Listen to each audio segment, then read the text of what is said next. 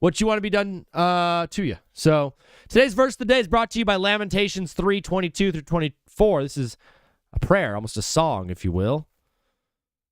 Clip farming today. Absolutely. All day, every day. The faithful love of the Lord never ends. His mercies never cease. Great is his faithfulness. His mercies begin afresh each morning. I say to myself, the Lord is my inheritance, therefore I will hope in him.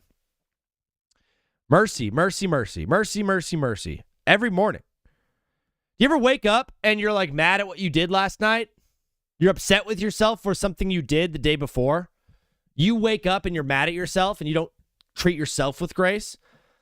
Although the great Lord, every single morning, we wake up afresh in his eyes. So, guilt is a horrible thing. Guilt is something that keeps you down. If you did something horribly and awful, like pay your, do something about it. Be bad. What up, Slinger? You wake up the next morning and you're like, oh my gosh, I can't believe I ate that food or I did that thing or I watched that video or I smoked that smoke or I drank that drink. Why did I do that so much? And you're so mad at yourself and frustrated with yourself, although the Lord is like, bro, I'm good. God's like, yo, I'm chill with it. I have mercy and grace for you. Be a little more graceful to yourself this year, 2026. Treat ourselves nicely. Handsome on the inside, handsome on the outside, full of grace everywhere we go. Today's movie of the day is brought to you by Brick Jock. Brick Jock visited my house this weekend. He gave me a gift. He gave me The Town. Classic Boston film. Brick Jock came to LA this weekend and hung out with Z, and he dropped this off for me. It's a little thing that I like to call a DVD. Not everyone can watch them, and they're so old, you go to the store, and now they're basically free. As he plans to a job that could result in his gang's biggest score ever, a longtime thief plans a way out of the life into the town while dodging the FBI agent looking to bring him back and his bank robbing crew down. In addition to heading an electrifying cast, Ben Affleck also directed and co-wrote this suspenseful, critically acclaimed crime thriller that unfolds and often explodes across gritty Boston locations. Rebecca Hall, John Hamm, Jeremy Renner, Blake Lively, Titus Welliver, and Pete Postlethwaite, and Chris Cooper also star. That's the worst written sentence ever. And I know I'm reading like a someone guy. We have something wrong with us for sure. We're sports fans. The Town. Give it up for The Town, the city of Boston. The NFL right now is just so stoked, dude. The NFL's so stoked. They have the best product in sports, and they absolutely know it. They don't even try to hide it, dude. They have the best product in sports, bro. That first game of divisional weekend, the Broncos-Bears game, the Broncos-Bills game, and then to end it with the Bears and Rams game, man, aren't we just blessed as football fans? Aren't we so blessed as ball knowers, as lovers of ball, as watchers of the sport, guardians of the football galaxy? Aren't we just so blessed to be able to watch this great game and for the playoffs to deliver all season? Deliver. This football season did. And all the playoffs were great. Seahawks Niners was a blowout, but it was kind of nice because it was your Saturday night and you didn't feel glued to a TV. You kind of dip away. If you wanted a game to be a blowout, it's that one. And then Patriots Texans, dude, say what you will about the final score. The game was close. They were a touchdown away from getting right back into it pretty much the whole game until not. And then, of course, the nightcap was absolutely unbelievable. You should do a crazy take like you think Jarrett Stidham will do better than Drake May in the AFC Championship game for engagement. Yeah, I was trying to figure out what that take was, and we'll get to that when we talk about Bo Nix. But spoiler alert, Mile High is a very, very, very, very, very, very difficult place to play in the regular season. It's a tough spot to play. In the playoffs, it is a different animal. Like, that is not an easy place to play. The elevation really stinks. Obviously, the cold won't affect the Patriots too much because they're bowling in it. But dude, You don't think Sean Payton has a few tricks up his sleeve. And the way that defense plays, the last time the Broncos won the Super Bowl, they had a quarterback by the name of Peyton Manning who couldn't throw it 30 yards. I'm pretty sure Jarrett Stidham can throw the ball 30 yards. If he doesn't make mistakes, if Jarrett Stidham doesn't make mistakes, and he plays a very, very clean game, and he has no picks and no turnovers, and he completes at a 65% clip, I don't even really care about the yardage. Like, the Broncos could win that game if he plays mistake-free. If he throws a pick, they lose. Just given the fact that it's such a tough place to play. And to be completely honest with you, I have not seen the Patriots offense really play well in the 2 games that they've played. Like, I really don't think the Patriots offense has played that well in the past 2 games they've played. But, to start the show there, it'd be crazy. How do we park their car? How do fans park their cars, and how do they get to Mile High? Sorry, I'm stupid. Scatterbo, I think we have a disconnect here. I think so the entire state of Colorado is a mile high in the air. It's the Mile High state. The whole state has mad elevation. Is it just Denver? Am I being restarted? Is it just Denver that has a mile high? The stadium it feels like it's on flat ground. It's just higher up. Yeah, he just has to be better than Bo Nix. Bo Nix did play good in the game. He did play good in the game. Do you think they have a chance of winning the Super Bowl? I think yeah, Scatterbo, you and I are cut from the same cloth, brother. The city of Denver, elevation-wise, is a mile high. It's 5,700 feet or whatever, the entire city of Denver. So they're like, the stadium is technically a mile high, but it's like, for them, it's flat. You know what I mean? Bo Nix was awesome in the game. I'll give you that 100%. Do you think Denver has a chance at winning the Super Bowl? At this point in the season, it feels like San Francisco is inevitable. It seems like whoever wins the NFC is probably going to win the Super Bowl, in my opinion. But they absolutely have a chance to beat the Patriots. Sean Payton is going to find 14 points of offense. He's going to find 13 to 14 points of offense. 100%. Sean Payton will find 13 to 14 points of offense. With Jarrett Stidham, without Jarrett Stidham. Sean Payton went and got Jarrett Stidham because he believed in Stidham as a backup, okay? It's not like he got handed Joe Johnson and it was like, oh, great. Like, he did hand select Stidham as a backup. So, that is possible. What up, Jen? Yeah, the Seahawks are so good, though. Honestly, a lot of people are going to start today's show talking about this or that or this or this. What up, Parker? It's game time. It's game time, brother. It's 2:19 p.m. Parker, my guy. Parker Vogt with his first chat of his lifetime. Unbelievable. I think it's time we just spin the wheel. I was going to do this funny thing where I started talking about the NHL instead of football, and people will be like, "What? Why is he talking about the NHL instead of football?" But I respect you guys too much. I respect the game too much. I'm too much of a ball knower and ball talker to even facilitate a conversation about the Lightning winning 12 out of 13 games and taking the number 1 seed in the Atlantic Conference or the Atlantic Division in the East. Let's go, Parker. That's awesome. Shout out Crispy. I wouldn't want to sit here and be like, dude, I want to talk about hockey as a joke. I wouldn't want to joke with you guys like that.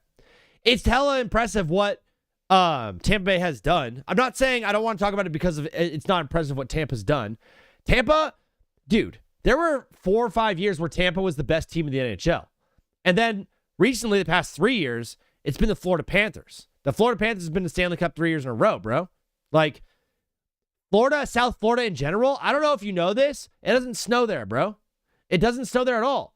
The fact that South Florida is a hockey town is crazy. The fact that one of the hottest, and I'll get off this in a second. I'm sorry I'm doing this. One of the hottest, most humid, most tropical places in America, South Florida, the fact that it's a hockey town is crazy. The fact that the Lightning have won 12 out of 13 is crazy. The fact that hockey in February is taking a 20-day break for the Olympics, that's nuts, okay? So one thing you're going to look out for in these hockey playoffs is, first of all, rest is very important. So there's guys who got snubbed off the Olympic roster that are not going to be. Oh, it's inside. That makes a lot more sense. Hockey is played on ice inside. I don't want to do this to you guys. I don't want to do the whole tell you I'm going to not talk about hockey and then like secretly just start talking about hockey. But with the Olympic break coming up, there's a lot of guys who got snubbed off of the roster and they're upset individually, like Jason Robertson of Dallas, of the Dallas Stars. Oh yeah, the Winter Classic's outside. They did it in they did do it in Florida. They did it at the they did it at Miami Marlins Stadium, but that's inside. But it's outside, but it's inside, if that makes any sense at all. It has a roof. But they didn't do that game outside. But he got snubbed off of the roster, and obviously people are upset for Team USA, and like he deserves to be on. If I'm a Stars fan, which I am, go Dallas, go Texas hockey. I'm kind of stoked in the Olympics. But I don't know about you guys. I'm kind of stoked if my top guys are not playing in the Olympics because one, they're resting up a little bit. Two, that's the only reason. We don't there's no risk of getting injured. That's another reason. And they can really chill out hard. I want my guys to chill out. Go Stars. We don't practice in Florida. We more go to Indiana in winter to practice. What sport? What sport do you play, Parker, in Florida? Parker of Florida. Parker Vogt. I am absolutely in love with you guys today. Let's get this thing going. Let's spin the wheel. Let's have a good time. I don't know if Laser's here yet. You playing the NHL, Parker?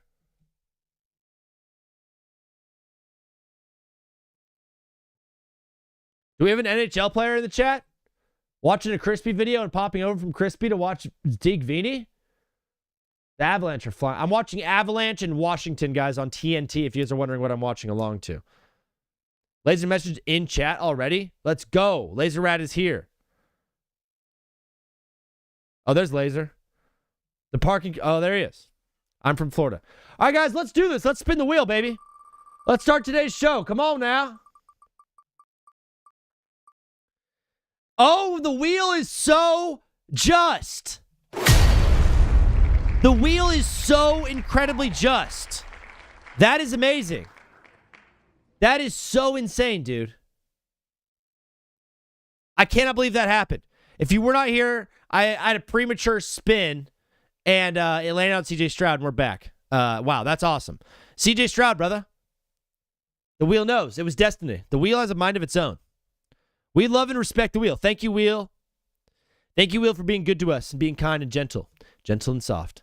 Gentle and soft. Like I said, if you guys want to know what game I'm watching along to, I'm watching the Capitals and the Avalanche right now play hockey. The Avalanche are so good. Probably should have passed that puck. CJ Stroud. I don't know if there's a more drastic drop-off from a player's rookie year to their third season than we have seen with CJ Stroud.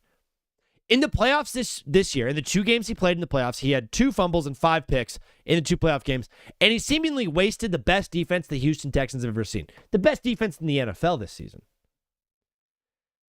2 fumbles, 5 picks. He also put the ball on the ground like 3 more times, so basically he sequestered the ball like 10 times, essentially. Bro had no juice during this entire playoff run. During that game against the Patriots, CJ Stroud looked terrified to be out there. It started on the first play of the game. He had a dude wide open in the flat and threw it behind him and low, like in the dirt. And it was like a little play action left and then a bootleg. That's such an easy throw to a wide open dude in the flat, and he couldn't make it happen. It was a bad throw to start the game. But he seemed scared, cold, unconfident the entire time. To be that guy after the rookie year performance we saw 2 years ago, and you going on all the podcasts this offseason, putting yourself in the top 5 QBs today, to go from one of the best we have seen, future of the league type stuff, to cold, terrified, and unconfident, bro, that is quite the fall off for CJ Stroud. You go from so confident that you go on podcasts saying you're a top 5 quarterback to sitting there on the sideline riddled with self-doubt. Bro, he threw a ball so inaccurate that the receiver he was throwing to, he threw a ball so inaccurate the receiver he was targeting tore up his knee bending backwards trying to catch the ball. Ay, ay, ay. Parker, you were an assistant coach for the Lightning? Okay, brother, we need to get you on the show. Every quarterback going into the... So, side note on CJ Stroud. He had a concussion this season. Early again, he missed 3 games with a concussion against the Broncos. We have a lot to learn about concussions still. We still have no idea, like, how to fix them really or what's going on with concussions. We know it's a bruising of the brain. Without bruising brain. Whoa. Don't clip that. No, I have the flu. All right.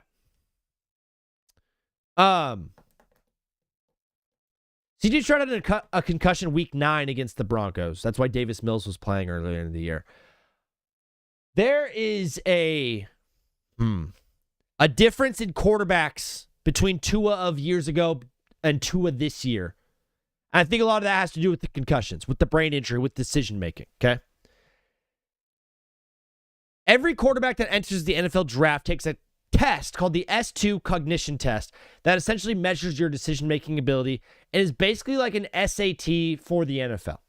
They have every quarterback take this test, this S2 cognitive decision-making test. CJ Stroud apparently scored an 18% on his test, posting the lowest score from the class and was 28 points lower than the second worst guy, Hendon Hooker. We really saw some horrible decision-making from CJ Stroud yesterday and multiple times during the season, but especially in the playoffs.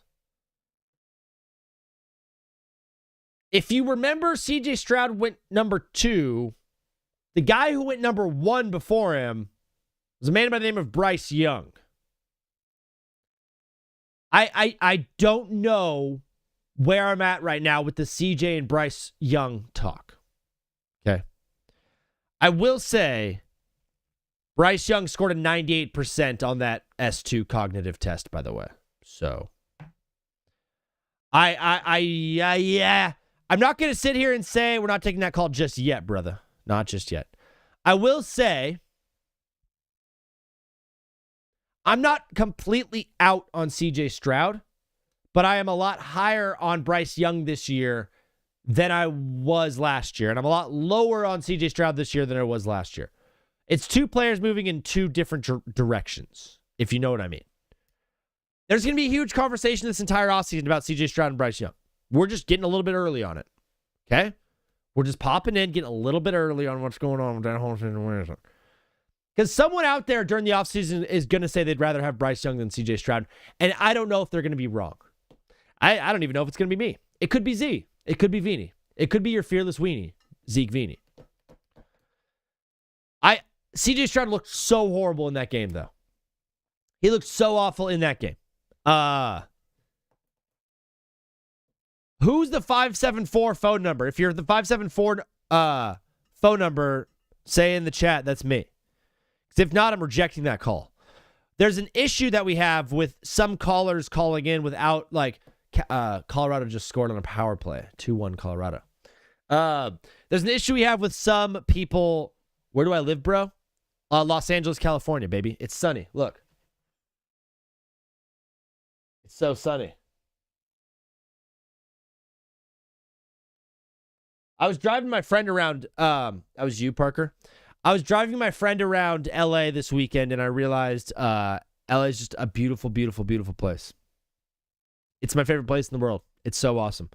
But phone lines are now officially open. Boom. Save and blop. The phone lines are now officially open, guys. Thank you so much for your patience so I can get off that take about CJ Stroud and hockey. See, the first 30 minutes, I'm really like, I'm going to use this time to really cook up some of my own stuff and cook up some of my takes and stuff like that. Whoever's calling right now, it says unknown caller. Hello? Sorry. If that was supposed to be a joke that you were setting up right there, let me know, but I've had some issues with some callers calling in and saying inappropriate things. Pacific time, bro. You're scaring me. Who is this? This is me, Jose. Carlos Ramos. What up, Jose? How you doing, bro? I'm doing good. I play Hispanic music when I call in. It's like my intro. Well, it says unknown caller, and when people have been doing that, they've been saying some nasty stuff, so I got a little bit scared, Jose. Okay, well, trust it. I'm not a scammer or anything weird. Well, you keep blocking your number, though, so then it shows up as unknown numbers, so then I get scared to take it. I'm not going to be taking unknown callers very much. I'm calling my phone. I don't know. That's weird. You've blocked your phone. Huh. How are you, my friend? You followed me on Instagram a while ago. I did see. I saw that. You followed me on Instagram. That was pretty cool. I got to. Yeah. You had to. Instagram. It's Paul Lincoln because I work with health insurance companies and they're scummy. Yeah, they could be scary guys. Yeah. They could be really scary guys.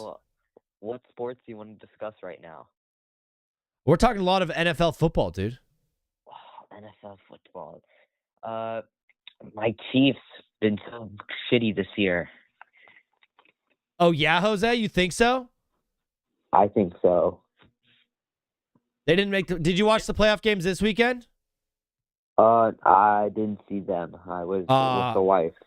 Jose, you can't call in without knowing the games for the weekend. Well, let me give me the rundown. I can't just give you the rundown. Jose. I saw a bit of the 49ers versus the Seahawks. I'm trying to find something right now because when you followed me, I found some very, very interesting stuff with your Instagram. Paul Lincoln is the name. You only follow... Who's Austin Crispell? Who's Austin Crispell? He does stuff with like Kahoot. It's like a game show he runs.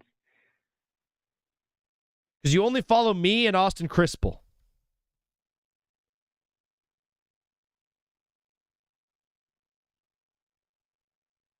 So who is Austin Crispell? This is who Jose follows. So I think this is Jose, fellas. And he just hung up. But Jose follows me, and he follows this Austin Crispell guy.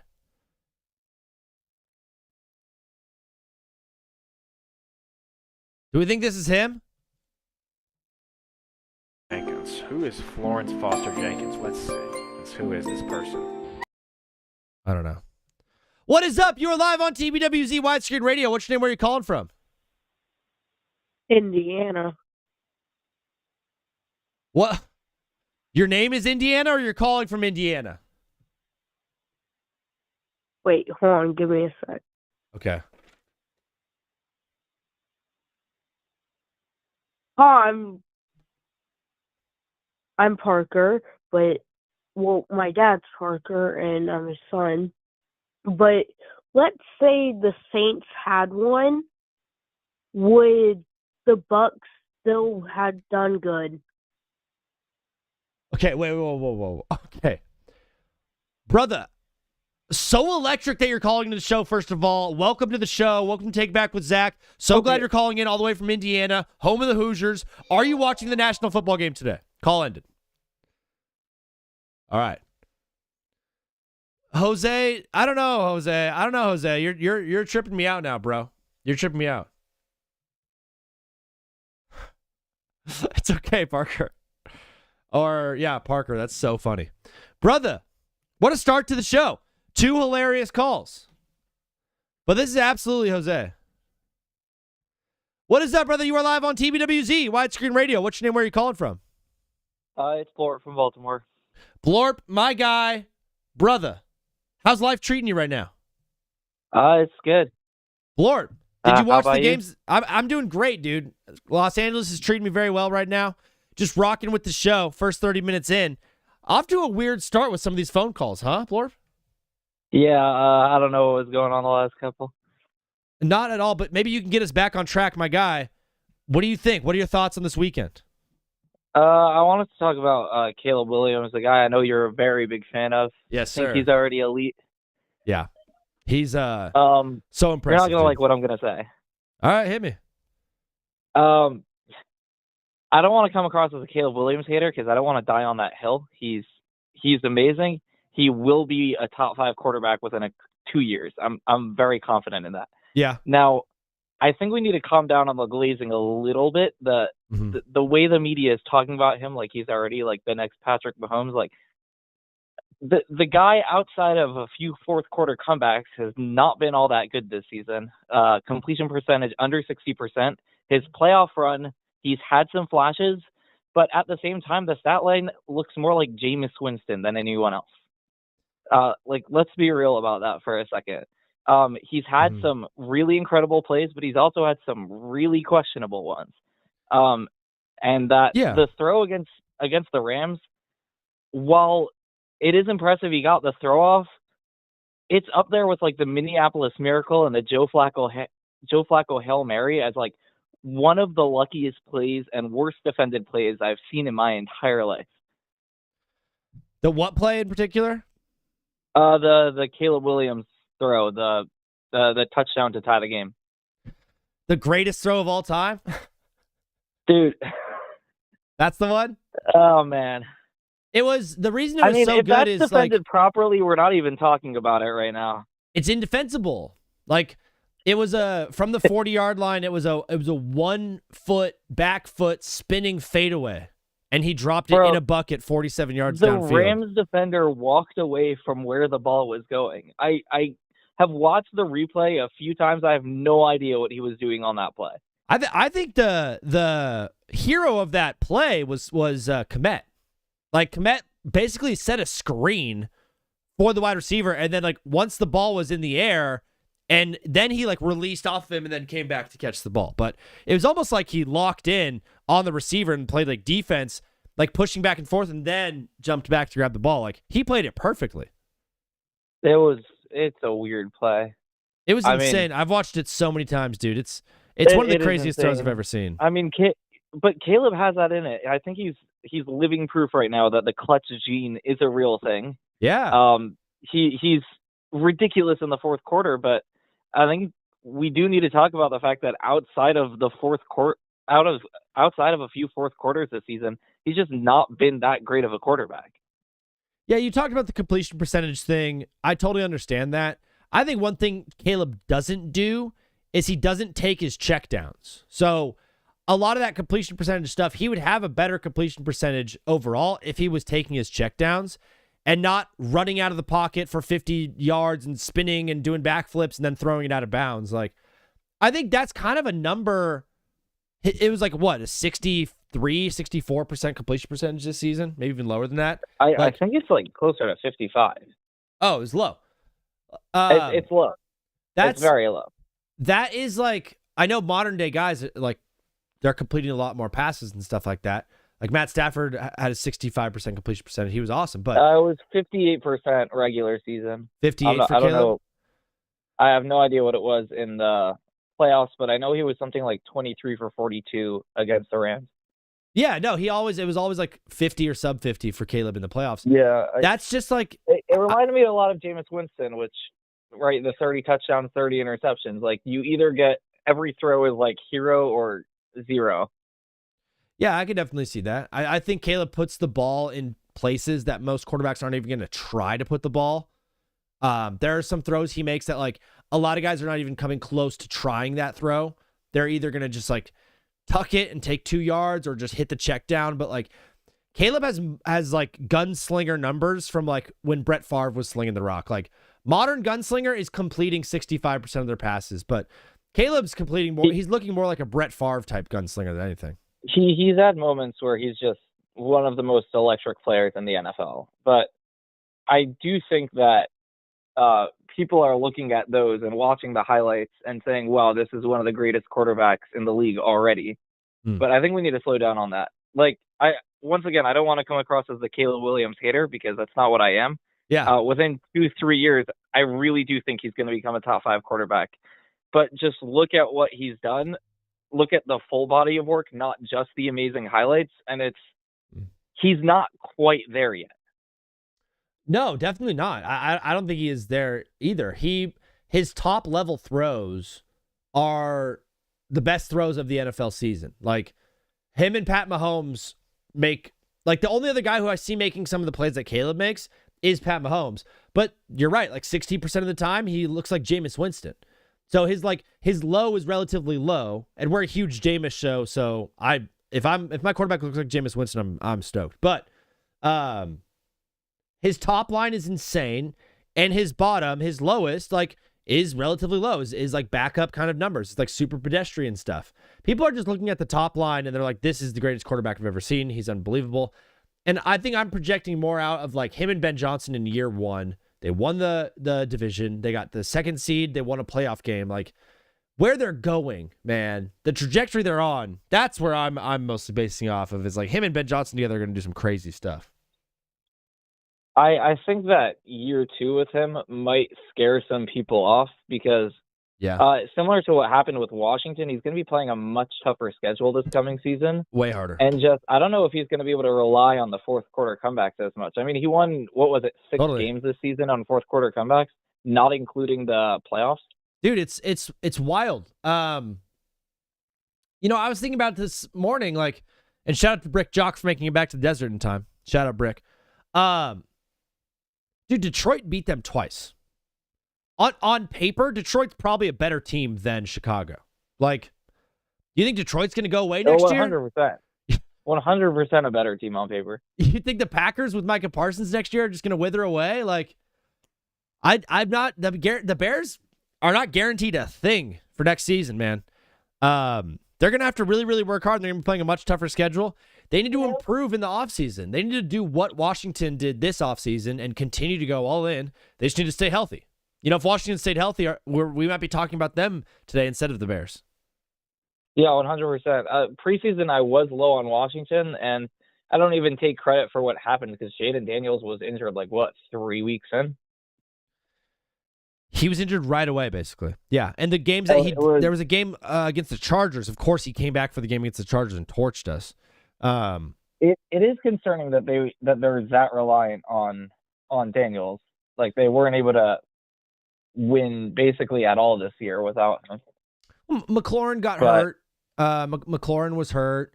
They got rid of Brian Robinson. Deebo Samuel was hurt a decent amount. Like, they had a lot of injuries all over the place. The offensive line was just brutally horrible. And, we saw when you don't have an offensive line, it's kind of like really tough to play. And, I was talking about CJ Stroud earlier and hyping on him. Like, his O-line stunk. It did. His O-line was really, really bad, and it affected him in that game. But yeah, there were some issues for that team. Caleb in general, though, dude, like, he's got that thing you can't coach. Like, he's got that dog. He's got that dog in him, like, simply put. Blorb from Baltimore, before you go, Ravens' next head coach is who? Kubiak. I have no idea. You hope it's Kubiak. You hope it's Kubiak. Yeah. What about when Bisaccia was like, we're not afraid to go with a head coach who's had an opportunity before and it didn't work out somewhere, and that is a good coordinator that's proven, blah, blah, blah. He basically hinted at Robert Saleh or Brian Flores. I think Brian Flores is currently the betting favorite to get that next Baltimore job. How do you feel about B-Flow?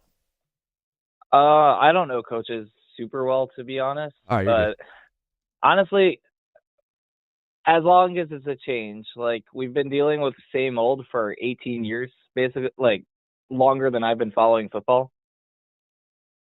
Yeah. You've had 3 head coaches in the entire at a certain point, it's history. nice to have a change. I'm with you, Blorp. Brother, we're going to keep the thing rolling. Today's the national championship game. I'm doing a poll of America to see who's rooting for who. Miami or Indiana? Who do you got winning the game? Indiana by 1 million. Indiana by 1 million. All right, that's 1 for Indiana. Wow. First on the board. All right, brother, we're going to keep it rolling. Thank you for watching the show, dog. Thank you for resubbing as well. Yeah, of course. All right, have a good day. Talk to you soon. Peace. My guy, Blorpity Blorp Blorp, rocking in. Brick Jock all the way back to the desert. Yes, sir. Absolutely love to hear that. So, guys, we're doing we're just tracking everyone for the Miami and Indiana game. If you have if you don't want to call in, but you want to put your name down for it, absolutely hit me up. We also, bracket challenge. If you remember, we started this bracket challenge. There's 2 teams that could win it. GSO Train, Leland Lambert, I don't know who you are, But he's in number one. He's in first place with Indiana. So if Indiana wins tonight, Leland wins the bracket. If Miami wins, this guy... Oh, wait, what? That is me! Oh! Hey! It's literally me or Leland Lambert. I don't think I will, Blorp. I'll check that in just a second, though. Leland or me? I don't know who you are, Mr. Lambert. I hope you popped in the show today, but it's you versus me. I know, this is Dr. Brett. Dr. Brett also has Indiana, but he is about 100 points behind GSO, who just like, can we look at this bracket? Had Oregon all the way through, losing to Indiana. Had Bama over Oklahoma. This is the only thing he got wrong. But he picked Ole Miss over, and he picked Georgia. Never mind. And he picked Ohio State. What am I talking about? He got so many things wrong. But he did have UGA? No, he got so many things wrong. Never mind. The NFL bracket's a lot different. The NFL bracket is a lot of shakeup. My guy Ryan White is up in the top with an unbelievable bracket right now. 100%. 100% bracket. Perfect so far. He had Broncos and the Patriots. He had Seahawks Rams. For him, he has the Seahawks over New England in the final. So if he gets this right, if New England wins and the Seahawks win, which he's looking pretty good right now, Ryan White might just run away with a perfect bracket here. We might have a perfect bracket from Ryan. Winner gets $100. The difference here with Maverick has the same thing. Okay? But Maverick lost this game. He had the Jags Jags beating the Bills. So Maverick's out pretty much. If the Rams win, Santana will win. There's no shot Mac wins. If the Broncos beat the Patriots and then win the Super Bowl, Tanner will win. And if the Patriots win the Super Bowl, Peavy will win. So these are the three that are in it. It's Ryan White, Santana, Tanner, and Peavy. Basically comes down to whose team wins the Super Bowl is going to win all the points because that's worth the most points and get in. Ryan still could potentially do it even if the Seahawks lose the Super Bowl, but if they make it. So we'll see. Blorp, I wish. Blorp, you almost had me rolling. That's so inappropriate. I'm hating. We're going to go live on TikTok, but first we're going to spin the wheel. Let's go, babies. Veenies, weenies. Let's get it. Why does it do this thing where it doesn't make the noise? Part of the reason we love the wheel is because of the noise it makes. It's a great place to go. The 2-point conversion. The 2-point conversion last night, guys. One of the biggest plays of the whole season, obviously, was the Caleb Williams 4th down play in the end zone, perfectly thrown ball. Like, unbelievable backyard football type of stuff out of my favorite quarterback in the league, not named Justin Herbert, Caleb Williams. I'm gonna glaze him in so hard, dude. I'm gonna glaze him so hard all game, but whatever. You guys like it. Here's my thoughts on the 2-point conversion, okay?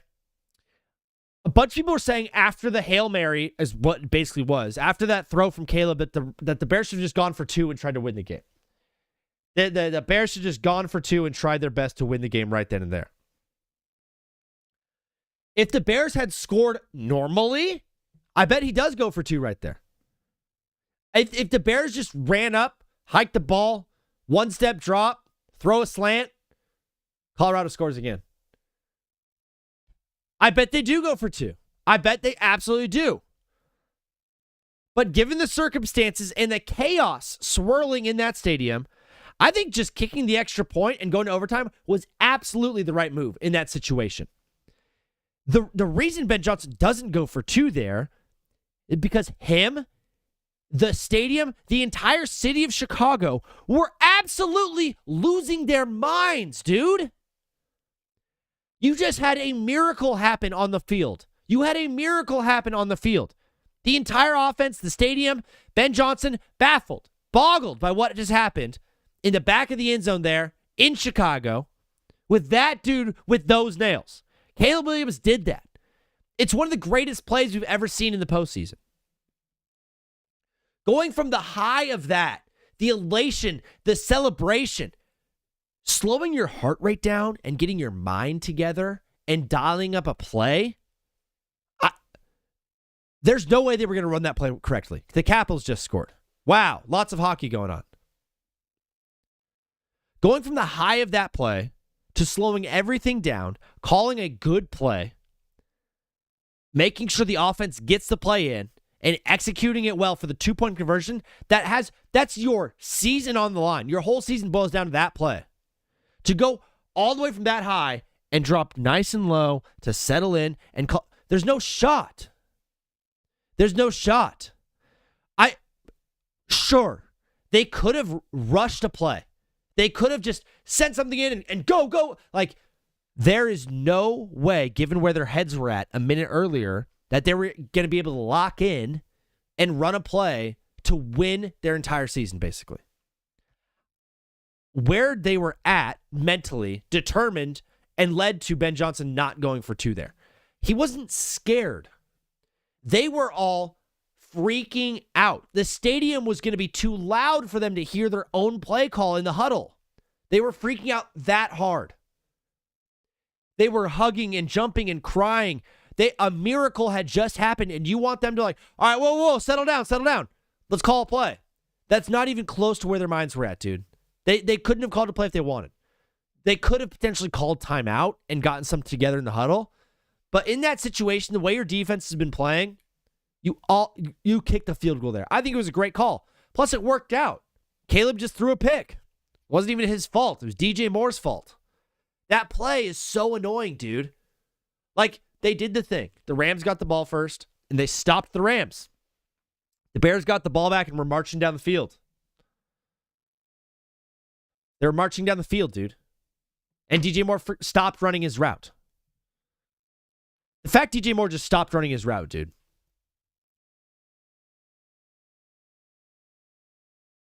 It's such a horrible way for that season to end for that team.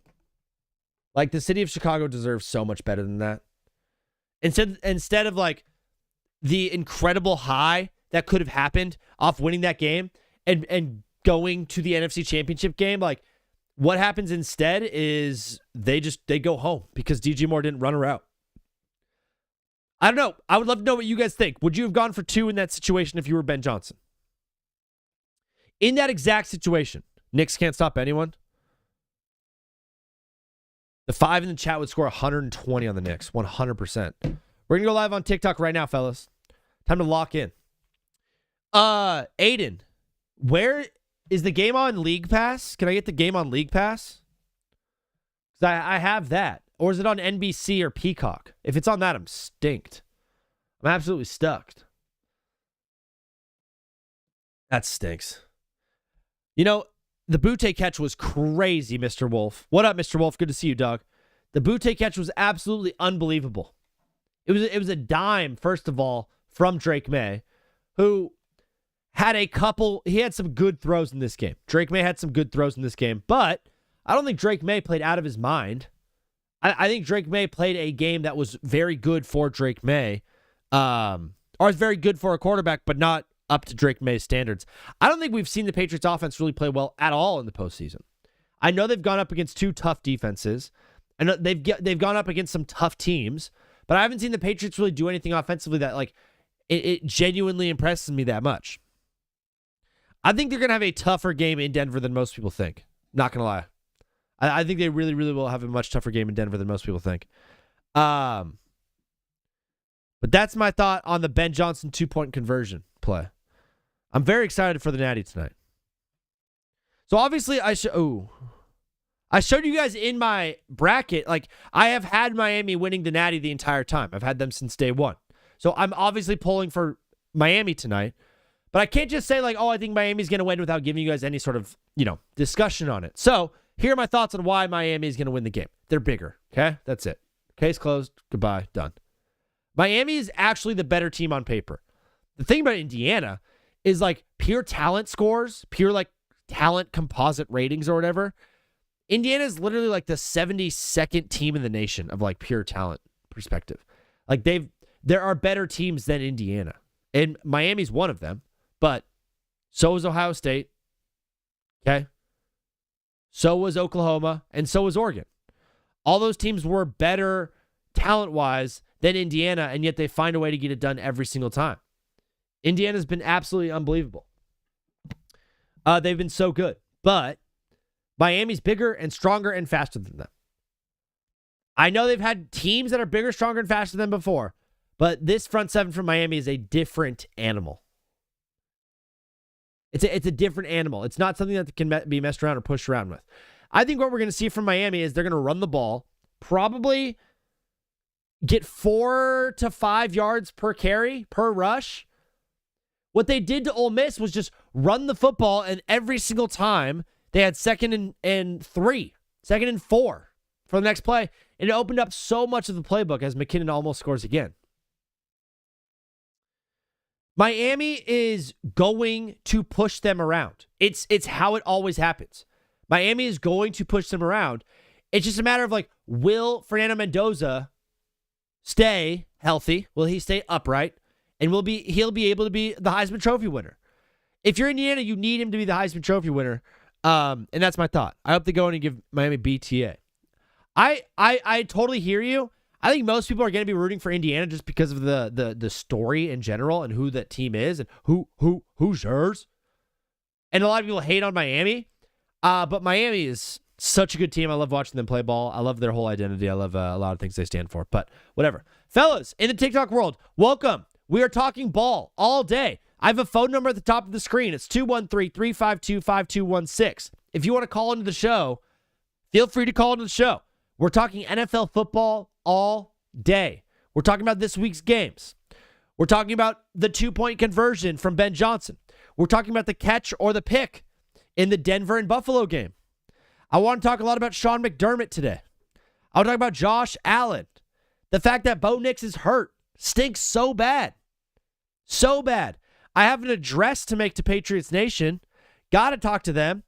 My boy Cash just joined. Maddox said, I want Miami because Indiana eliminated us. Maddox, who's your team, dude? Spit it out. What about tonight? Bro, I got Miami tonight.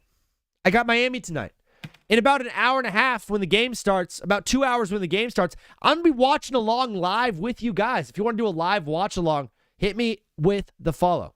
Denver beating the Patriots, mark my words. CLTNN.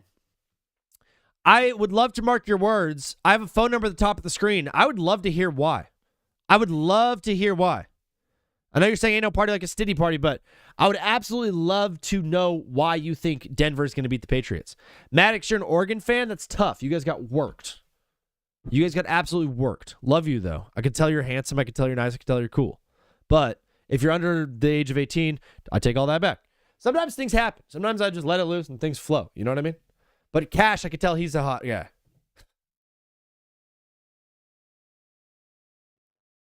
I personally like Miami tonight. Hunter, what up? Some comments in this live were filtered to protect the community experience. Can it filter myself? I have a place in my heart that is very, very special, and it belongs to a man named Caleb. What up, Logan? His name is Caleb Williams. Blorp, I cannot stop thinking about him. I know me and Blorp had a full conversation about Caleb Williams. I cannot stop thinking about him. Fatty Snorlax followed the live. Let's go. Manuel followed the live. Thank you. Bro, you guys are huge. I love you. Who you got? Seattle versus Rams in Seattle. Logan. It's hard to go against Seattle, brother. But if there's one team that could beat them, it's Matt Stafford and them boys. In my head, this is a crazy one. I've been saying this for a while now. In my head, the Rams probably should have won that second game in Seattle. So I think the Rams have probably beaten them twice in my math, which means it's really hard to beat a team 3 times, right? So I think I have Seattle. Isn't that crazy? Logan Humphrey, thank you for the follow. Anybody else feel like the Broncos were going to lose by multiple scores to the Pats, even with Knicks? Tonin, that's a great take, bro. That's a great take. But no, Mile High is a very, very tough place to play. A really, really hard place to play. The altitude is one thing. The crowd noise is a whole nother beast. It's a tough place, dude. And whoever was marching in there was going to have trouble with that defense no matter what, no matter who was playing quarterback for the Broncos. I'm a Seahawks man, and I'm kind of nervous, but I feel like the Seahawks are more than capable of winning. I'm with you, dude. I'm with you, bro. Logan, I'm absolutely on your side, dude. We're getting a call right now, too. Especially with the 12s. Yeah, dude, the 12s are going to be up. Guys, we're getting a call right now. I'm back for the call. Let's go. The only way to hear the call, though, is on the Purple app. I can't feed it through TikTok. So if you want to hear the call, it's over there. But if not, just hit me with the follow. What up, brother? You are live on TBWZ Widescreen Radio. What's your name? Where you called from? Drew from Buffalo, New York. Drew from Buffalo. Brother, where do you even want to begin, dog? I'm curious to hear your thoughts just about parting ways with Sean McDermott. I guess. Yeah, parting ways with Sean McDermott. As a preempt to this conversation, what were your thoughts to parting ways with McDermott? I absolutely so I had a couple takes throughout the week that said if they lose to the Broncos, I think Sean McDermott is out. My thoughts on it are when I watch this Buffalo team lose, I'm not really thinking they lost because of coaching. I'm thinking they lost because of the roster personnel. The fact that Brandon Beane is still there is crazy. Someone had to get fired, and I thought it was going to be Sean McDermott and Brandon Beane, but the fact that they only got rid of Sean, that's a really, really tough look. I don't think Sean necessarily deserves to keep his job, but Brandon Beane does not deserve to keep his job at all. So I feel bad for him. I would agree with you. It had to happen. I would agree with you 110%. I think that firing Sean McDermott is going to be the biggest mistake of Terry Pegula's career as ownership of the Bills. I think that Brandon Beane has shown time and time again that it's not McDermott's fault. Are you gonna, if you lose a hand at blackjack, are you going to blame yourself? Or are you going to blame the dealer? You're going to blame the dealer who gave you the cards. You know, Beane's the one going out and making absolutely nothing of himself in free agency. What do we do? Oh yeah, we went and got Darius Slay, who the only time you saw him in an NFL game after week 6 was to go to the Philly playoff game. I think that firing Beane needs to be the number one priority this offseason. And I would like to see, maybe not in a head coach, but an offensive coordinator role, Mike McDaniels. Mike McDaniels in the offensive coordinator role would be absolutely awesome. He's gonna get a head coaching job somewhere, dude. Oh, the call ended. Fellas on TikTok, were you able to hear the call when I put the headphones down here by the microphone? Let me know if you were able to hear that, because if so, I'm down to rock a little bit like this. It kind of cleans. Andrew, there you go. I think we just might have found a solution, and it was sitting literally right on my head the entire time. I was like, all I had to do was look like an idiot, but whatever. Phone lines are open. There we go. We're gonna call. What is up, brother? You are live on TBWZ Widescreen Radio. What's your name? Where are you calling from? What's going on? It's Andrew, and I'm calling from Texas. My guy Andrew from Texas, brother. Are you a Houston guy? Yes, sir. We were here. No, we were here last time. I talked to you last time. I think it was a couple days ago before the game. Yeah, bro. We get a lot of callers, so I'm glad you're calling back into the show. Yeah. Big Denver fan here. I was a Denver fan, man. I was the one that said iced tea and ranch. You know what I mean? Come on now. Bro, Denver, I'm so sorry about Bo Nix. Man, it's sad, right? The high of that game was so high. And then as soon as you get that report, what was it, 15 minutes later, was unbearable to watch. When you just seen your amazing quarterback just come out talking to a reporter, he looked fine, no doubts, you know what I mean? And then boom, Sean Payton says, your quarterback's gone. It's crazy. The fact he came back out in his press conference to let the people know that oh, by the way, our quarterback's out and we don't have him next week. It's gonna be Jarrett Stidham. He said he wanted to, get in front of it, right? Didn't want to wait till Monday, wanted everybody to know right now. I don't think it really would have made a difference, except for just ruining the fact that we just won our first playoff game in 10 years, and And I think it's kind of good because then it gave everybody a chance to see who we play, right? And then get a cope of can Stidham match up to it, right? Mm-hmm. It's a hard thing to follow up. I have no clue how Stidham's going to do. Of course, he started for us 4 games before Russell Wilson came in and took over, right? Yeah. And everybody's like, oh well, he'll do good, he'll do this, he'll do that. I don't think before I really saw a path to the Super Bowl until we just hear this news. But now since I've had a chance to cope with it, I'm kind of like, okay, we can probably make it. The way the Patriots have been playing against top defenses with all those turnovers, we can do that. You know what I mean?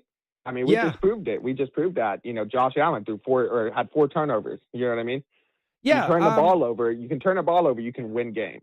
Yeah, I haven't been super impressed with the Patriots' offense at all in these playoffs. They've been playing some really, really close games. And listen, Drake May has been awesome, but he's been awesome for like little blips here and there. But they've played 2 tough defenses at home. Yeah. And like going into Mile High is not an easy place to play at all. I think they're gonna struggle at least early in the game. I think here's the thing. This is what I tell people. I said it's gotta be right. We gotta strike first. Stidham, and we're gonna have a good game plan. They're gonna have something they've never seen before because Stidham hasn't played all season. You know what I mean? Yeah. So I know Sean Payton's going to come up with something for him to where, Patriots have no film on him besides what happened the last time, you know what I mean? A long time ago, 2 years ago, it's a different play then. We're playing a whole different game now. So I think that's good, right? We come out first. We come out striking. Our defense can definitely hold Drake May in the pocket. You know what I mean? Yeah. That's not a problem. We just did it with Josh Allen, right? I think what's really going to matter is if this game is close, does Jarrett Stidham have it in him to close out the game just like Bo Nix does? You know what I mean? Oh, man. I know Sean Payton's going to have some tricks up his sleeve. I was saying on the show, I think Sean Payton, the way he is as a head coach, you can almost guarantee he's going to find 13 or 14 points on offense. Like, he's going to make that happen. But if it is a close game... for sure. 14 out for sure. If it is a close game, though, I don't know how you could possibly trust Jarrett Stidham. You hardly trust like Bo Nix sometimes in those situations. So it's like, we're now sure, yeah. The only reason you gave Bo Nix some trust is because he's done it in the fourth before, Yeah, I think though Jarrett Stidham was like, so you got it. He was Sean Payton's guy. I think Sean Payton was heavily like really likes Jarrett Stidham. And so I think there's like a part where he went out and got him. I think he got him back somewhere. I can't remember where, but he picked him up again as a free agent and wanted him to be back up to Bo Nix. So, Sean Payton literally went out there and picked both of our quarterbacks. He picked up Bo Nix and he picked up Jarrett Stidham, right? Yeah. Sean Payton knows something we don't know. And then I've been telling people, I was like, Jarrett Stidham's been with Bo Nix this whole time. They've been bouncing things off each other. It's not like we're going to see too much of a difference. Of course, Jarrett Stidham probably hasn't had that explosive playmaking ability, right? But you don't need him to go out and make a big play. You just need him to go out and make a smart play. Yeah, and I think he should have the ability to do that. Listen, we have a whole week to go back and forth and talk about whether we think Jarrett Stidham can actually be the guy, and then he's going to go out, and half of us are going to be right, and half of us are going to be wrong. And like, I have no idea what we're going to get. Only Sean Payton really knows. But as a Broncos fan, I would not be thinking like this is a foregone conclusion that the Patriots are going to win it just because you're playing in Mile High and you have an awesome defense. But brother Andrew, agreed. And Patriots are 0-3 in Mile High in playoff games. They are. They don't like it there. Brother, on your way out, we're doing a poll today. Miami or Indiana? Who you got winning? Oh, my gut tells me my gut tells me Indiana, right? Uh-huh. But wouldn't it be something cool if Miami came out to win? I mean, would be. It's different, right? This is different. This is the first time we really don't have like an Ohio State and an Alabama team, you know what I mean? Yeah. Like it's nice. It's nice to actually see a college football championship game and there's not those two people in it, It's true. Parity. I'm gonna say Indiana. I'm gonna just say Indiana. They look good. They got a good quarterback. All right, brother. I got you marked for IU. Absolutely love that. We're gonna keep things rolling here, but absolutely, dude. Good luck, and we'll talk to you again on Wednesday. Okay, bro? Of course, brother. Yeah, keep it going, man. We'll talk to you later, brother. All right, peace. Bro, Josh Penny said Knicks went off script and NFL broke his ankle. That's so funny, dude. He did go off script. You know the NFL wanted Josh Allen. You know the NFL wanted Josh Allen so bad, dude. That Josh Allen is what was supposed to happen in these playoffs. What was going to happen was we were going to get a rematch of the Seahawks and the whatevers. The Seahawks and the Rams, part 3.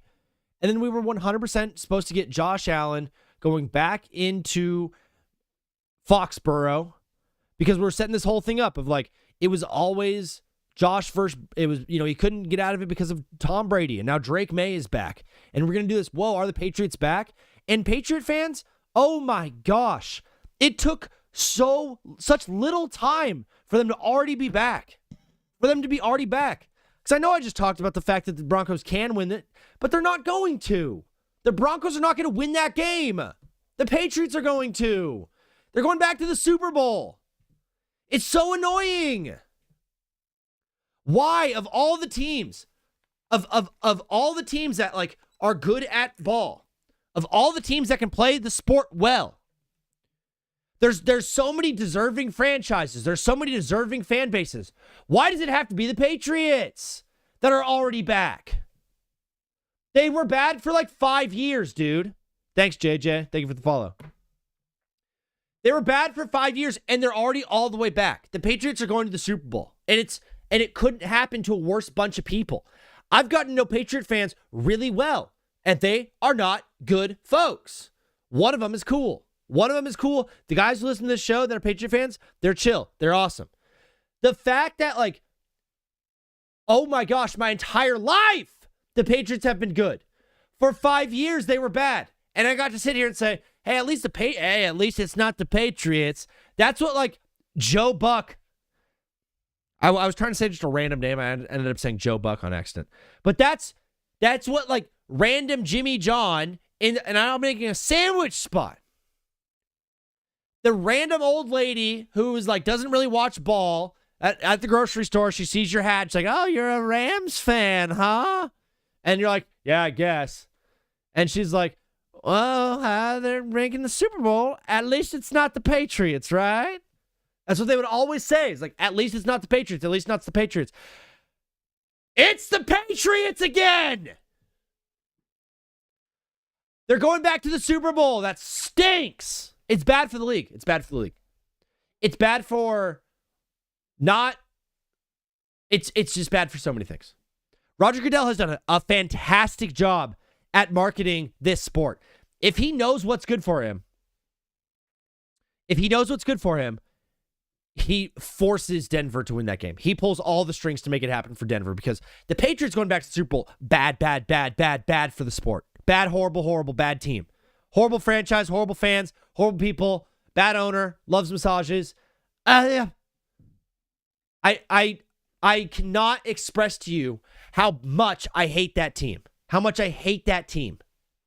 And them going back to them going back to the Super Bowl. Every game I'm like, this is the game they lose. Nope, they do it. They win. It's the dumbest thing in the world.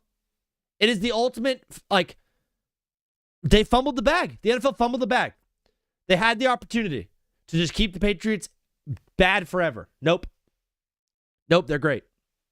Nope, they're fantastic. They're going back to the Super Bowl. Dolphins are rebuilding the right way. They need to hire Chris Shula next. I don't know, brother. Just want to say, Pats, they deserve to be bad for another decade at least. Handshake, you and I are 1-1, brother. You and I are 1-1. Zach Randall says the Broncos are still the most complete team, even without Bo. Brother, that is not a bad take at all.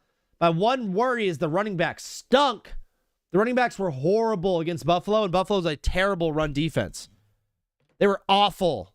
The running backs were really, really bad. So if they can't run the ball on the Patriots, which so far the Chargers couldn't run the ball, and the Texans could not run the ball on the Patriots, if you can't do that, you're pretty screwed. So, yeah.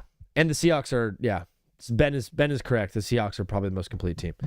Mike McDaniel to the Philadelphia OC spot. Teacups and anvils. You're such an Eagles fan. Such an Eagles fan. He's going to get a head coaching job. He's going to at least get head coaching offers, okay? So Mike McDaniel should he choose to go and be an offensive coordinator for the Eagles or maybe even the Chargers? Like, sure, he could choose that, but he's going to get head coaching offers, and if he doesn't take a head coaching offer, his agent's going to absolutely murder him. They have the best O-line, best defense, best coach, solid running game, and have home field advantage. Zach, you talking about the Broncos? The Broncos' run game stinks right now, dude. The Broncos' run game is horrible yesterday. It has not been very good. What's up, Paulie? Would love McDaniel's run schemes here with our line and Saquon. It'd be really, really nice. Anywhere he goes, he's going to improve the run game. That's where I think Baltimore should take him. Him with the Derrick Henry and the Lamar run game. Oh my gosh. Because I don't know if you guys watched Derrick Henry run the last few games. Like, he's still good. He's still King Henry. In my opinion, Rams take the best O-line as a Hawks fan. Their O-line is very good. Ben, Handshake, Zach, Teacups. If you guys have it within your heart to tap the screen and like it, it helps share it to more people. It's the last time I'm going to ask. We also were taking calls all day long. If you want to call into the show, the number's at the very top of the screen. It's 213-352-5216. Head coach in Baltimore, I personally think he's way too much of a noodle to be an NFL head coach. I hear what everyone says. Ben, thank you, bro. Means a lot, dog. Seriously, means a lot. Paulie. So Paulie over is in the Twitch chat, guys, and he says Mike McDaniel going to Baltimore is a no for him. He personally thinks he's too much of a noodle to be an NFL head coach, and I think we know what he's saying by noodle. I think the whole lack of leadership thing is slightly overblown for NFL head coaches, and here's why. They're professional athletes. These guys are pros. You don't need a guy sitting in a locker room yelling at you in your face saying, get fired up. Like, if they're not already fired up to play football, that's not a true professional. The guys that fire them up, if you watch on the sideline of Ravens game back in the day, who was always doing the pregame speeches? Ray Lewis, okay? There's always a player who's like, that's our leader. That's our guy. He's the one who speaks for us. For me, a head coach, what you're supposed to do, manage the locker room, make sure that the guys are feeling good, make sure that everybody's happy, and you call the right plays. I think Mike McDaniel has the wherewithal to get that done. What happened this year with Mike McDaniel is Mike McDaniel quit on Tua. He gave up on Tua. He didn't want Tua to be his quarterback anymore. He knew they had no chance with Tua. It was a horrible situation, and I think he just gave up on Tua. I think it was an immature move for a head coach to do. But if you noticed, the team was like a game away from making the playoffs still. Like, they were fighting till the very, very end. They did not give up. The team did not give up on Mike McDaniel, okay? This team, when Quinn went in, this team played better. They didn't give up on Mike McDaniel. They gave up on Tua. I think a lot of the reasons we're saying Mike McDaniel is a bad leadership is because of everything that happened with Tua. I don't necessarily think it's because Mike McDaniel is an actual bad leader. I think he's a fine leader, dude. I also don't think it's that important to be a strong leader in the NFL. Look at the strong leader guys that don't call plays. The super strong leader dudes that don't call plays. Harbaugh, can't. Tomlin, can't. John Harbaugh, Jim Harbaugh, not in the playoffs. Dan Campbell didn't make the playoffs. These are like the hardcore leadership vocal guys that were like, that's a head coach. That's an NFL head coach. Are you looking at Kyle Shanahan and you're like, what a strong leader? No. Kyle Shanahan's a genius. The leader of that team is Fred. Without Fred, that locker room falls apart. Robert Saleh is more of a vocal leader than Shanahan. Really, you just need a strength coach. But I think the whole NFL coach has to be a strong leader thing is slightly overblown in my opinion. For me, an NFL coach has to be a brainiac, dude. How do I feel about Ben DiNucci? EJ Sims, thank you for liking the live, bro. Aiden says, so embarrassing giving up 75 points and a half to an injured Mavs team while we're at full strength getting blown out at the Garden. Aiden's on the Knicks game, guys. Aiden's watching the Knicks game. Yeah, the Knicks are in trouble, dude. Pathetic defense. Yeah, the Niners are a team of most unlikable humans. They are. They're kind of a great team to hate. I don't like George Kittle. I don't know. Stefanski to Philly OC, he can't get a head coaching job as easily, right? Stefanski got hired by Atlanta. Teacups and Anvils, he's going to Atlanta, which I think was the best spot. The Combat Vet store loves the Niners. You either love them or hate them, dude. If you're not a fan of them, I think you're very opinionated on them.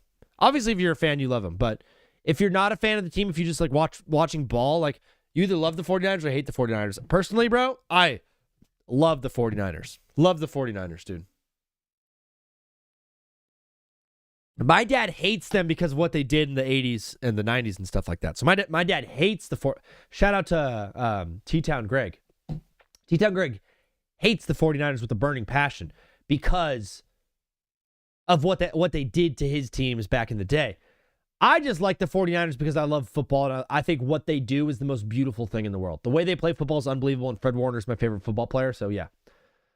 KC is more unlikable than the 49ers. I'm with you there currently, yeah, 100%. With you there currently. I also think Pat Mahomes is like not that great of a dude. I think that's a big issue there too. Combat Vet Store, and yes, of course, I'm an Eagles fan. Yeah, absolutely. 49ers are fun to watch. They are. Pat Seahawks Super Bowl has to be a lock, right? RDs, yeah. I mean, the Pats at least feel like a lock. The Seahawks could lose to the Rams, though. That Rams team is incredibly good. I wouldn't be super surprised there. I think the Seahawks should be favored, and I'm picking the Seahawks to win the game, but not super surprised if the Rams win. I think Kyle Shanahan's the best offensive play caller in the league. Kyle Shanahan, best offense. How could you not, dude? Honestly, this sounds crazy, and like, I'm not going to sit here and glaze Mike McDaniel all day, but Mike McDaniel, dude, when he had Tua rolling before the concussions, that offense was the best offense in the league. By far. By far. But in terms of like play calling, knowing where to go and what to do in the balance of the game, like, yeah, Kyle Shanahan.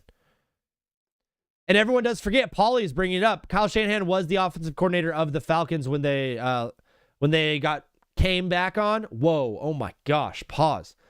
Oh my gosh, I can't believe I said that. Yeah, when the Pats won the Super Bowl against them. But fellas, we're getting a call right now from my brother TC. Ladies and gentlemen, give it up for my guy, TC. What up, bro? How you doing, TC? How you feeling? Let's just say this, guys. Our prayer works, first and foremost. Yes, it does. I'm glad to say that to all of your listeners that have been asking about me and praying for me, I appreciate all of y'all. Yes. Because God is definitely good, because guess what? Your boy is going home. And he's going to be home he's going to be home in enough time to watch the Natty and watch his Hoosiers win this national championship tonight. I love it, TC. Are you still on the antibiotics, or are you fully good? Yeah, I'm still on the antibiotics because the doctor wants me to stay on those for a couple of days. But they finally got the fever to break and all that stuff, so that's a good thing. But I'm finally able to go home after 6 days in the hospital. So, dude, it's a long time. It's a lot longer than you expected. But man, sometimes life is just unexpected. I think maybe more than anything, it'll get you to truly, truly appreciate sitting on your couch and watching your Hoosiers play tonight, brother. How long till you're home? Do what? How long till you get home? I will be home here in about maybe 30 minutes or so. Like, they're getting me my discharge papers and all that stuff now. And I saw that you were live, so I had to come on to Take Back with Zach and let everybody know that has been asking about me. And I just want to say thank you to all of y'all. Dude, TC, we absolutely love you, bro. You're one of the faithful guys here. We're just so thankful for you, and so happy that you get to go home and watch your Hoosiers on your couch from the comfort of your own home. You gonna pick up some food on the way, and then have a day. What's the plan look like? I totally gotta stop at White Castle because hospital food is totally nasty. But totally gonna stop at White Castle. Come on, we're gonna hit some White Castle. We're gonna watch the Hoosiers play. Do you have a score prediction? Do you think it's gonna be a blowout like all of the other games have been? I'm going to give a bold prediction here, and I was saying 38-24, Indiana. TC has Indiana 38, Miami 24. That's official? Yeah, 38-24. That's my final prediction. And, of course, I would love to see Miami win. Like, hey, even if Miami wins, I'm still happy because I had them predicted to go to the national championship. Yeah. I just didn't think that I know I'm a Hoosiers fan, but I felt like they were going to hit a standstill in the semifinals, you know? but I'm just glad they to sure see did that not. They I get rolled to all the see- way there. Dude, I'm this just glad that IU they run has get been to absolutely play for this incredible. national TC, I'm just so championship. thankful that you get to hang out. Your wife was in the Discord and she hit us up during the Bears game. She was like, everyone's asleep in this hospital wing, and I absolutely just freaked out. So I love that she even has an outlet to talk some ball with the boys if she needs to. Yeah, like she wanted to feel like you got she told me that she was talking to you guys, and I appreciate you guys being able to talk to her and treat her like one of the guys, because like that lets me know that if anything were to happen to me or anything like that, you could depend on you guys, Definitely, man. You're part of the family, dude. We absolutely love it. And we love your Hoosiers. Can we get one before you go out? Oh yeah, most definitely. We're gonna hit them hard here. So we're gonna because I got enough strength to give you one of my patented ones here. So we're gonna do it together, Zach. Me and you are gonna do it together. All right, you ready? Let's hit it. 3, 2, 1. Hoosiers. Hoosiers. Let's go. TC, absolutely love you, bro. So glad you're heading home today, man. Keep feeling better, and we'll be chatting today in the Discord. All right, sounds good, bud. All right, peace. All right, see you. Oh, he's the best, dude. He is the absolute best. Absolutely love it. He's a great dude. Miami, Indiana. That's interesting question. Lock and play. I'm not sure. TC's the man. This is the show. This is Take Back with Zach. He is one of the best listeners that we have. He is one of the OG guys. So happy that he was able to call into the show and give us a little update. But let's spin the wheel and see how this thing plays out, because we let the wheel decide our fate. And there's no noise. There needs to be audio. The pick. Let's talk about it, guys. Let's talk about the pick or the catch, whatever you want to call it. The play from the Denver and Buffalo game. So we're talking about the final play, what would be the final play of the Buffalo Bills season, of Josh Allen's final pass. OC, thank you for sharing the live. Unbelievable. Bills Broncos, that's a pick. If you think otherwise, you're wrong. Read the rules. So Baby Goat, here we go. This is the take. There is not really there's no tie goes to the runner rule in football. I heard some people say tie goes to the pass catcher. I've never heard that said one time in my life. Never heard that one time in my life of watching football. After one of the great playoff games for all time, we sit here and ask ourselves, after one of the greatest playoff games for all time that we saw on Saturday between Buffalo and Denver, one of the best games we've ever seen in the playoffs, at the very end of it, we sit here together and we say, was that a catch or was that a pick? It can never just be like, yeah, the team won. It has to be controversy. Every single game has to end in some type of controversy for the NFL. I have seen this play before where they both have hands on the football and with this receiver ending up on his back, and they always, 10 times out of 10, rule that a catch. Every single time this happens, they rule it a catch. I feel like this play in particular, though, it looked very, very different for me personally. What happened in this play, and it's weird because it happened Sunday night between the Rams and the Bears, but that one was clearly a catch by Davante Adams and a knee down by contact and then the strip. Like he was already on the ground with the strip, okay? The one in Denver, it happened all at the same time. And I'm not saying both the receiver and the corner both magically locked in on the ball at the same time, four hands perfectly, and fought for it to the ground. It was clear that Brandon Cooks had the ball. He had more of the football. Okay? But he didn't survive the ground. When he hit the ground, the ball popped up in the air off of his chest. That's not a catch. There's no football move, okay? He catches the ball-ish. As he's coming down, the ball pops up off of his chest into the receiver's hand, who takes it away. The DB's hand. The DB also had a hand on the ball the entire time, okay? The thing I will say up top is that if it was ruled a catch on the field, it would have been deemed a catch on the field, through replay review. The review is the worst part about this thing. Usually with a play like this, we sit here and review for 25 minutes. Play Paulie Walnuts, no Buffalo Bill yet. I do have a YouTube, TNE. Yeah, it's on. I'm live on YouTube right now. Baby Goat, thank you for the follow, dude. I'm also on the Purple app. I'm on Twitch and YouTube as well. I'll get to all these chats in a little bit. If it was called a catch on the field, it would have been ruled a catch after replay review. One of the reasons we're so frustrated because replay review lasted for like 6 seconds. And usually in a play like this, it's like 25 minutes. For whatever reason, they're just like, it's a pick. It's a pick. We just got to follow. Let's go. Phoenix, thank you so much, dude. I don't have pre-roll ads. Phoenix, I only run 30 seconds of ads per hour. I have the lowest settings I could possibly do. I can't turn them off. It's the lowest I could possibly do. If we're sitting here today and saying that the guy who ends up with the football,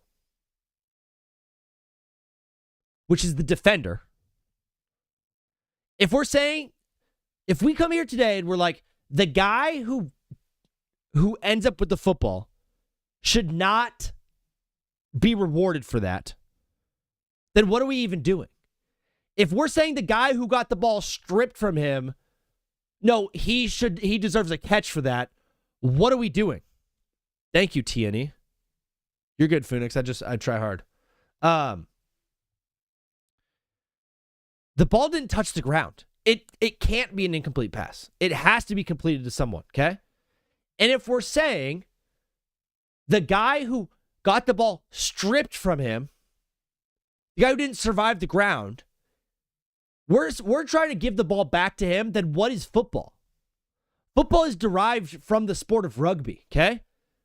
Whoever winds up with the football, that's whose ball it should be, in my opinion, okay? I don't want this to be a rules thing where we're looking at every single replay and be like, actually, even though he caught the ball, even though the defender caught the ball and had the ball last, it should actually be a catch. No, it's football, dude. At the end of the day, whoever gets the ball should get rewarded for it. When both players catch the football and both have hands on it the entire time, you have to give it to the dude that winded up with the ball. And that's what we have here. Both guys had their hands on the football. If anything, what this was a catch from Brandin Cooks that didn't survive the ground. If it hit the ground, it's incomplete. It's not a fumble. It's not a catch and then a fumble. He didn't make a football move. He went up for the ball. It was underthrown, too. No one talks about that. Josh Allen underthrew the football. It was underthrown. He was open. He had a step on him. Josh didn't lead him. It was underthrown. He had to jump back for it. And he caught the ball for a little bit. And then when he went to the ground, it popped off of his chest into the DB's hands. That's a pick. That is an interception. When both players catch the ball and have hands on it the whole time, you give the football to the guy who ends up with it. You're not giving it to the guy on the ground purely because he was getting the ball thrown to him. It's so different from where this game started. It derived from rugby. It's so different from that, but it's still the same thing. It's still the same game. You can't stop playing football because you want that to be a catch. You can't tell me that Brandin Cook deserved to catch that ball. The ball was taken from him. He dropped it.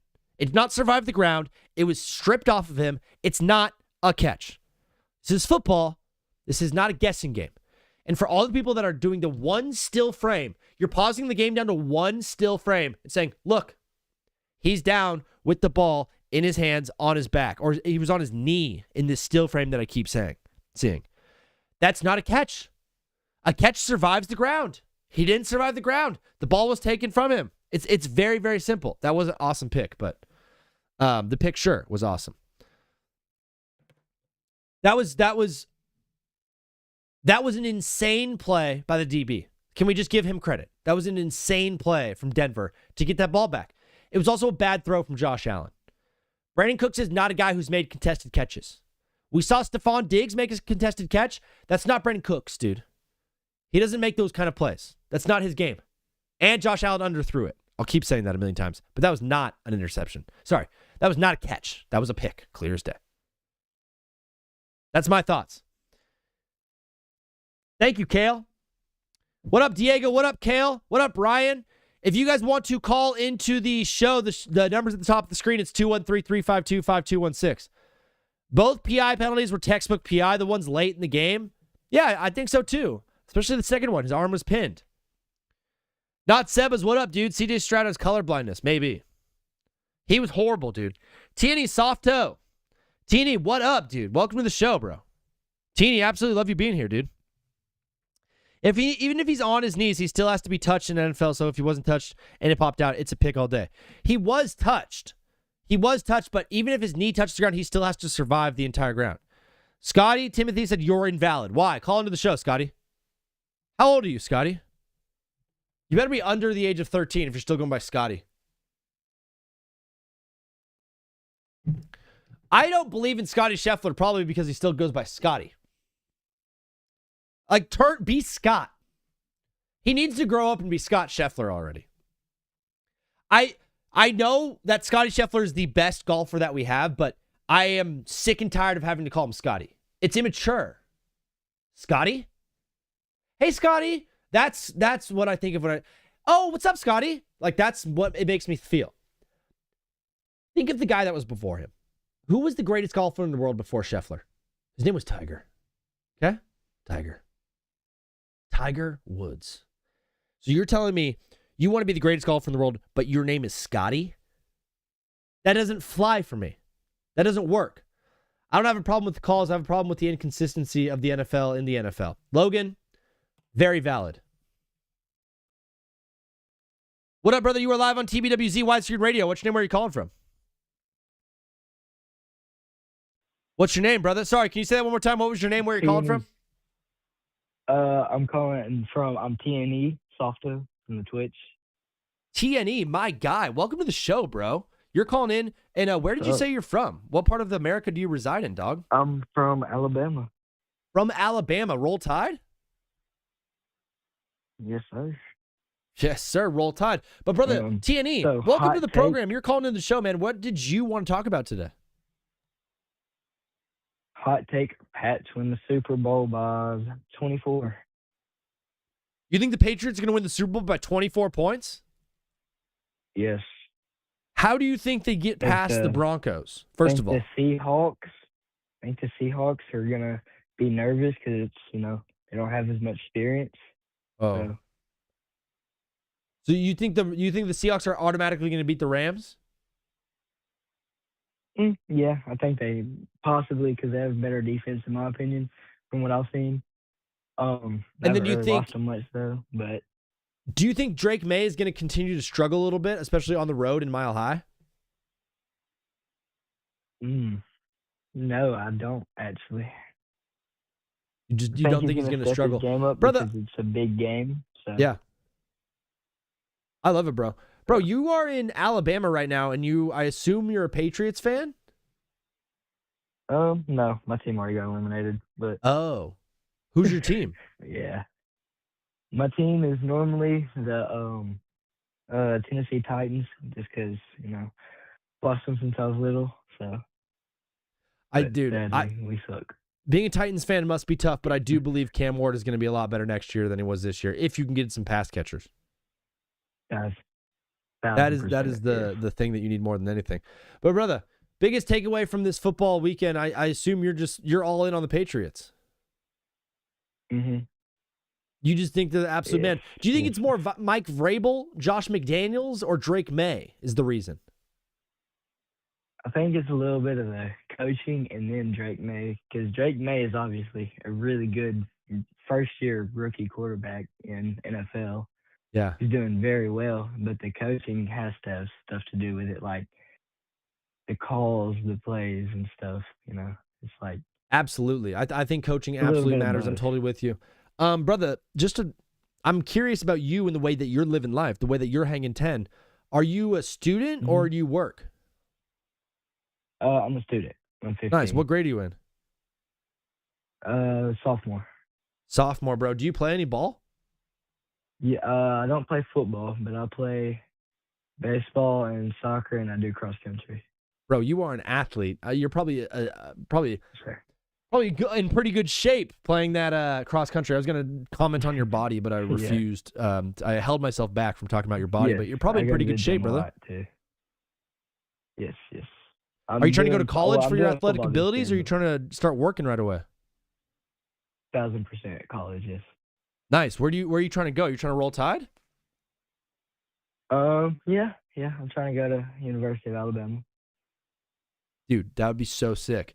Bro, TNE in the Twitch, absolutely just hanging out with us. How did you find us? Did you find us through Crispy?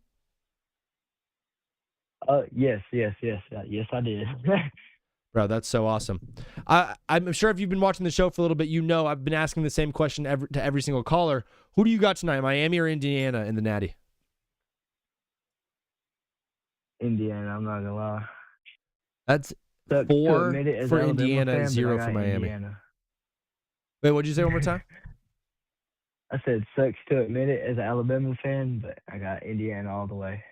Yeah, you guys got kind of trounced by them, but they're a good ball team. But, brother, we're going to keep things rocking and rolling. Like I said, we're live Monday, Wednesday, Friday, so I'd love to have you keep joining the show, man. This is huge. Yes, sir. And we also have a Discord. I'll put it in the chat right now, okay? Sir, thank you. All right, talk to you soon, TNE. Peace. My guy. Michael said the Seahawks are winning it all. Fernando Mendoza would have done better than CJ Stroud. Diego, that's a hot take. I think there might be, there's got to be some backups that probably would have had a better game than CJ Stroud, thinking about it. But that'd be craziness. If anybody's in here and has the Discord, if they could drop a link to it, that'd be huge. Rally Cap Sports, what up, dude? Some guy named Lion will be the best golfer after Scotty. That's great. What is up, brother? You are live on TBWZ Widescreen Radio. What's your name? Where are you calling from? Phoenix. This is Phoenix, my guy. What are you doing, bro? Yeah. Tell me what you're doing right now. I'm just sitting in bed watching TV.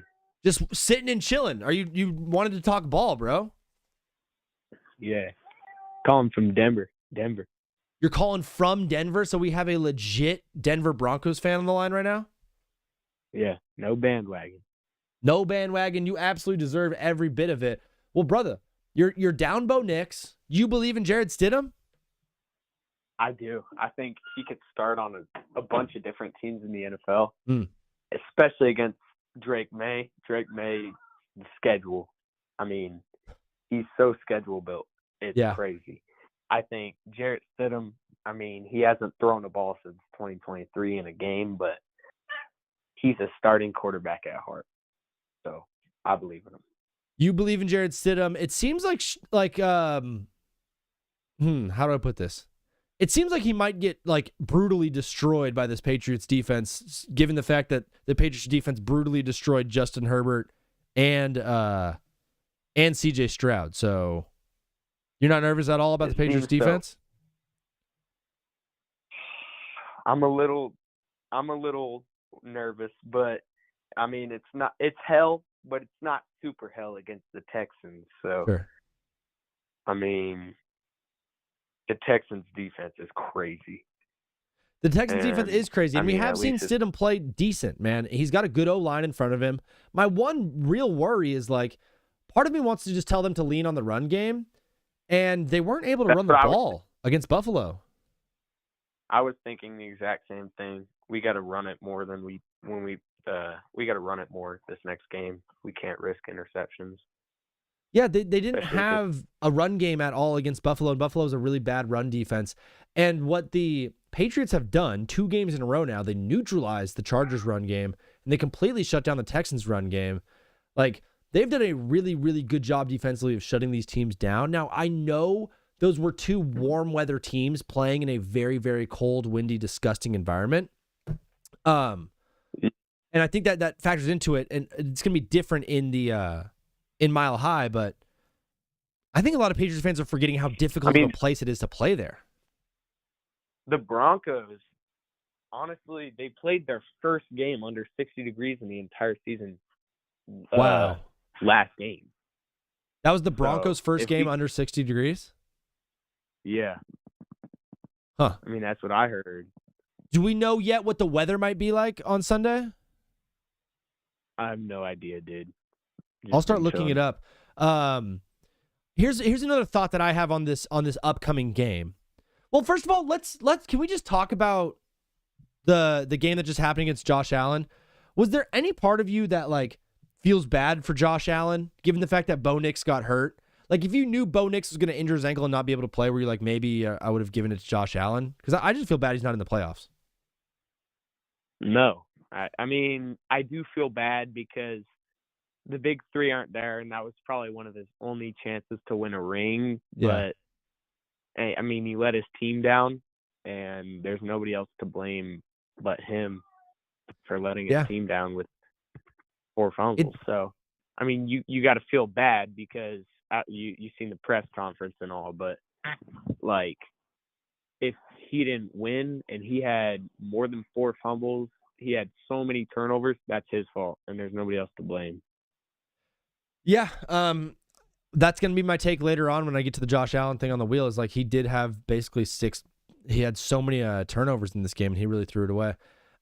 It's just funny too that the 2024 draft class, all we were talking about was Caleb Williams and Jaden Daniels. Caleb Williams and Jaden Daniels, and Bo Nix or Drake May both have a chance to make it to the Super Bowl before those two guys. Do you think if Bo Nix makes it to the Super Bowl, even though he's not playing, does that rank him any sort of higher on that list of 2024 quarterbacks? Dude, people hate the Broncos so much. There's nothing you can do. They're gonna hate. There's nothing you can do.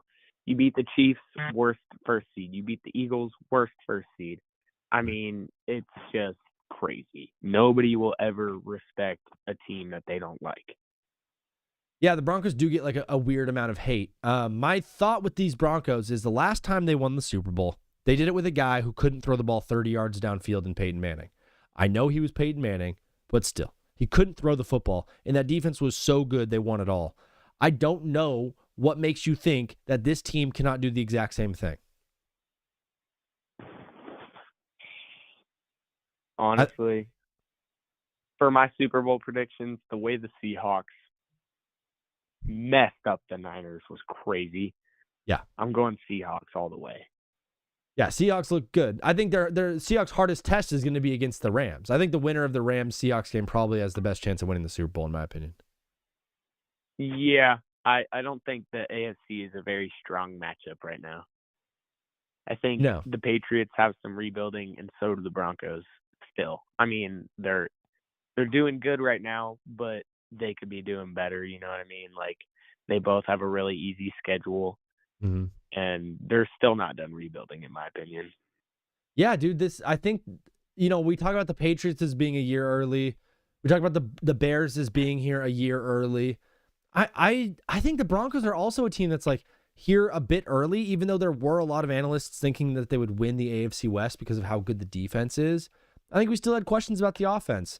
And I think at the end of the season, like we probably still will have some questions about the offense, but losing J.K. Dobbins really hurt them, and they gotta really solidify the run game.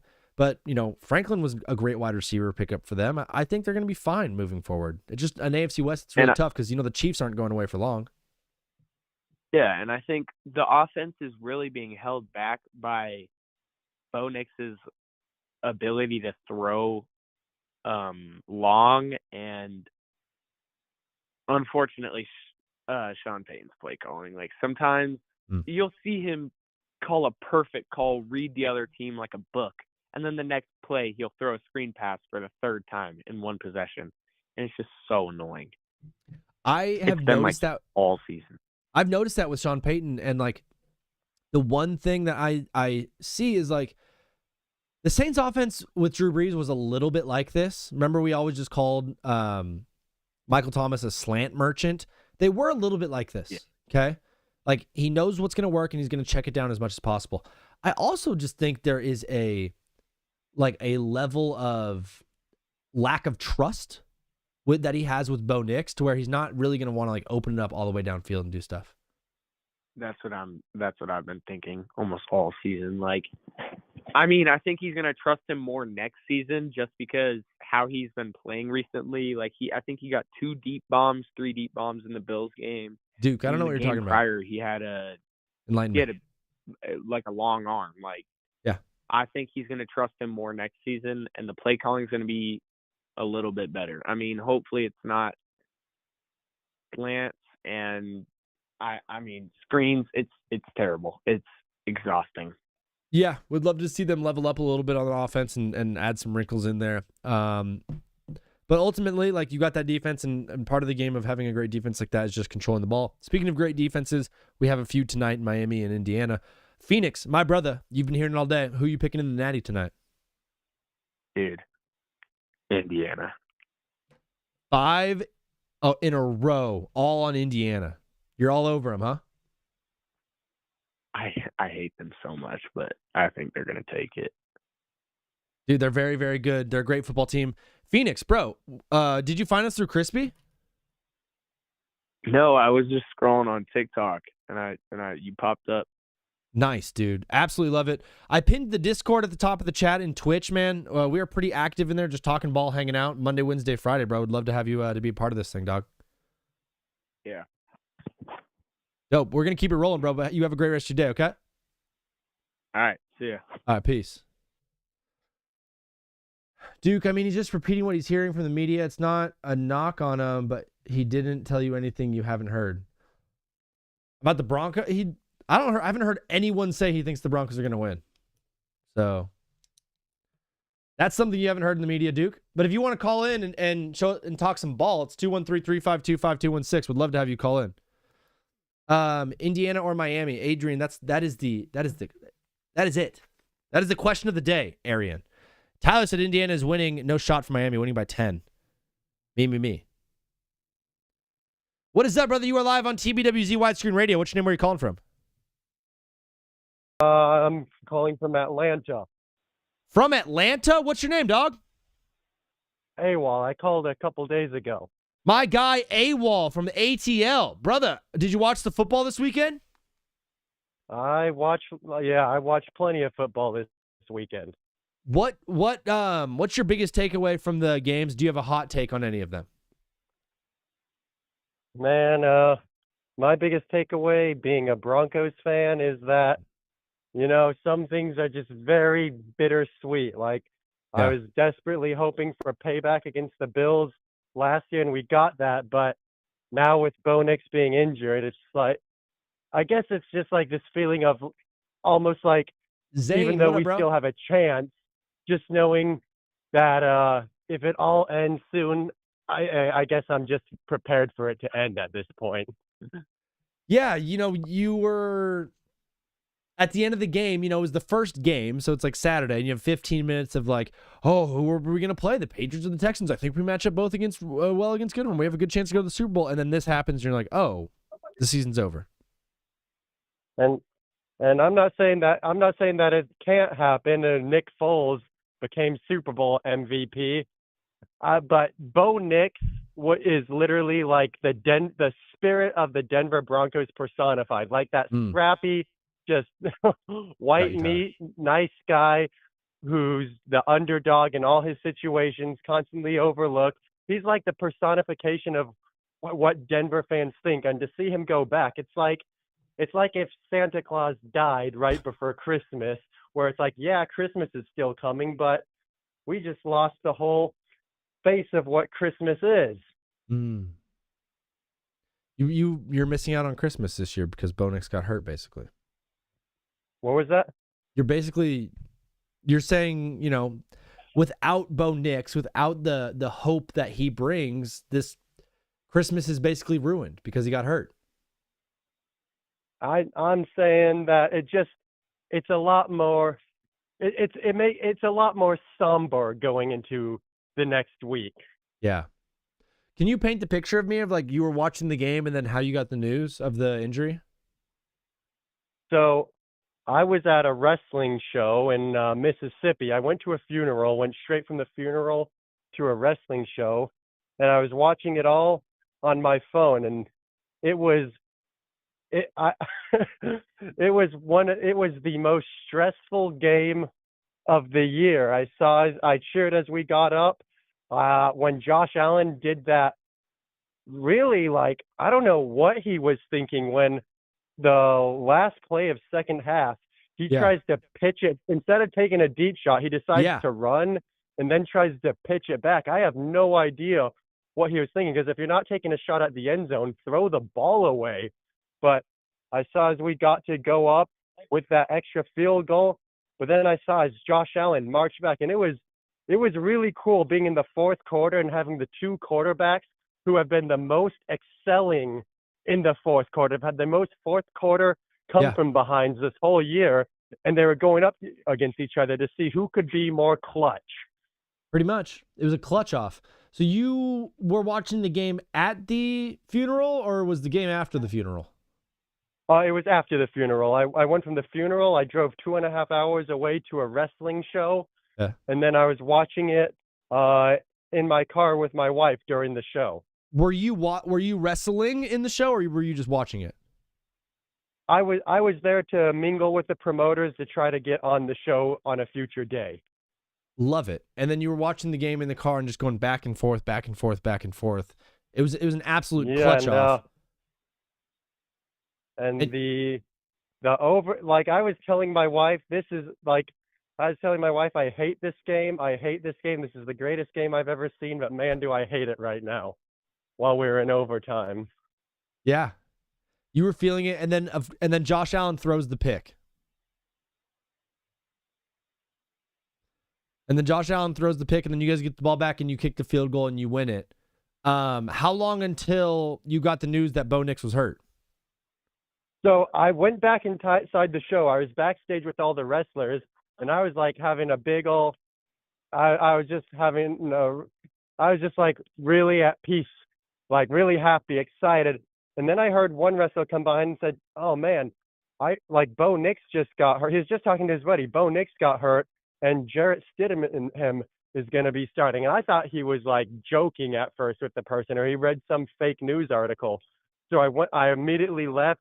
I typed in Bo Nix injury, and at first I didn't see anything. So I thought, okay, it was a fake. And then every TikTok video says Bo Nix injured, Bo Nix injured. And I was like, oh, this is bad. Wow. And then just pure depression and sadness the whole car ride home? I wouldn't say it was a long car ride home. It was more so just like I just needed to take about a good 30 minutes to an hour to take it in, really feel what I'm feeling, and then just accept, okay, like Bo Nix is hurt. We're not completely out, but we've had such an amazing season. We were told we were never supposed to get this far. Some people had us saying that we were gonna finish last in the division. I kept hearing worst 9-2 team ever, worst 10-2 team ever, worst 11-2 team ever. They're gonna be first round exits. But we finished with the first seed. We finished with a playoff win over Josh Allen. And, if it all ends on Sunday, then I'm very proud of what the Broncos did in the season we put together this year. And Bo Nix is a sophomore, and even he has had a sophomore slump, but it's been like a very good sophomore slump. So he's only going to get better, assuming he comes back from this injury 100%. Yeah, I think it's a tough injury to the ankle, man. It's so sad, but just that fact that you had only 15 minutes as a Broncos fan to like celebrate this thing, that's the toughest part for me. Is like you go from such elation to knocking off, Josh Allen, one of the best we have, to like 15 minutes later, like decompressing. I'm like, oh, like we lost our guy. We lost the hope. Christmas is over.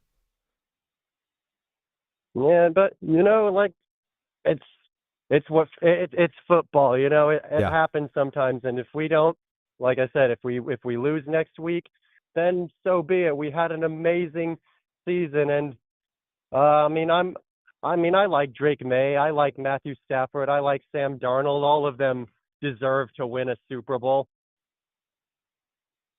Yeah, I'm with you. It's going to be good regardless, and the Broncos are not dead yet because of how good that defense is, and Sean Payton's got a few tricks up his sleeve.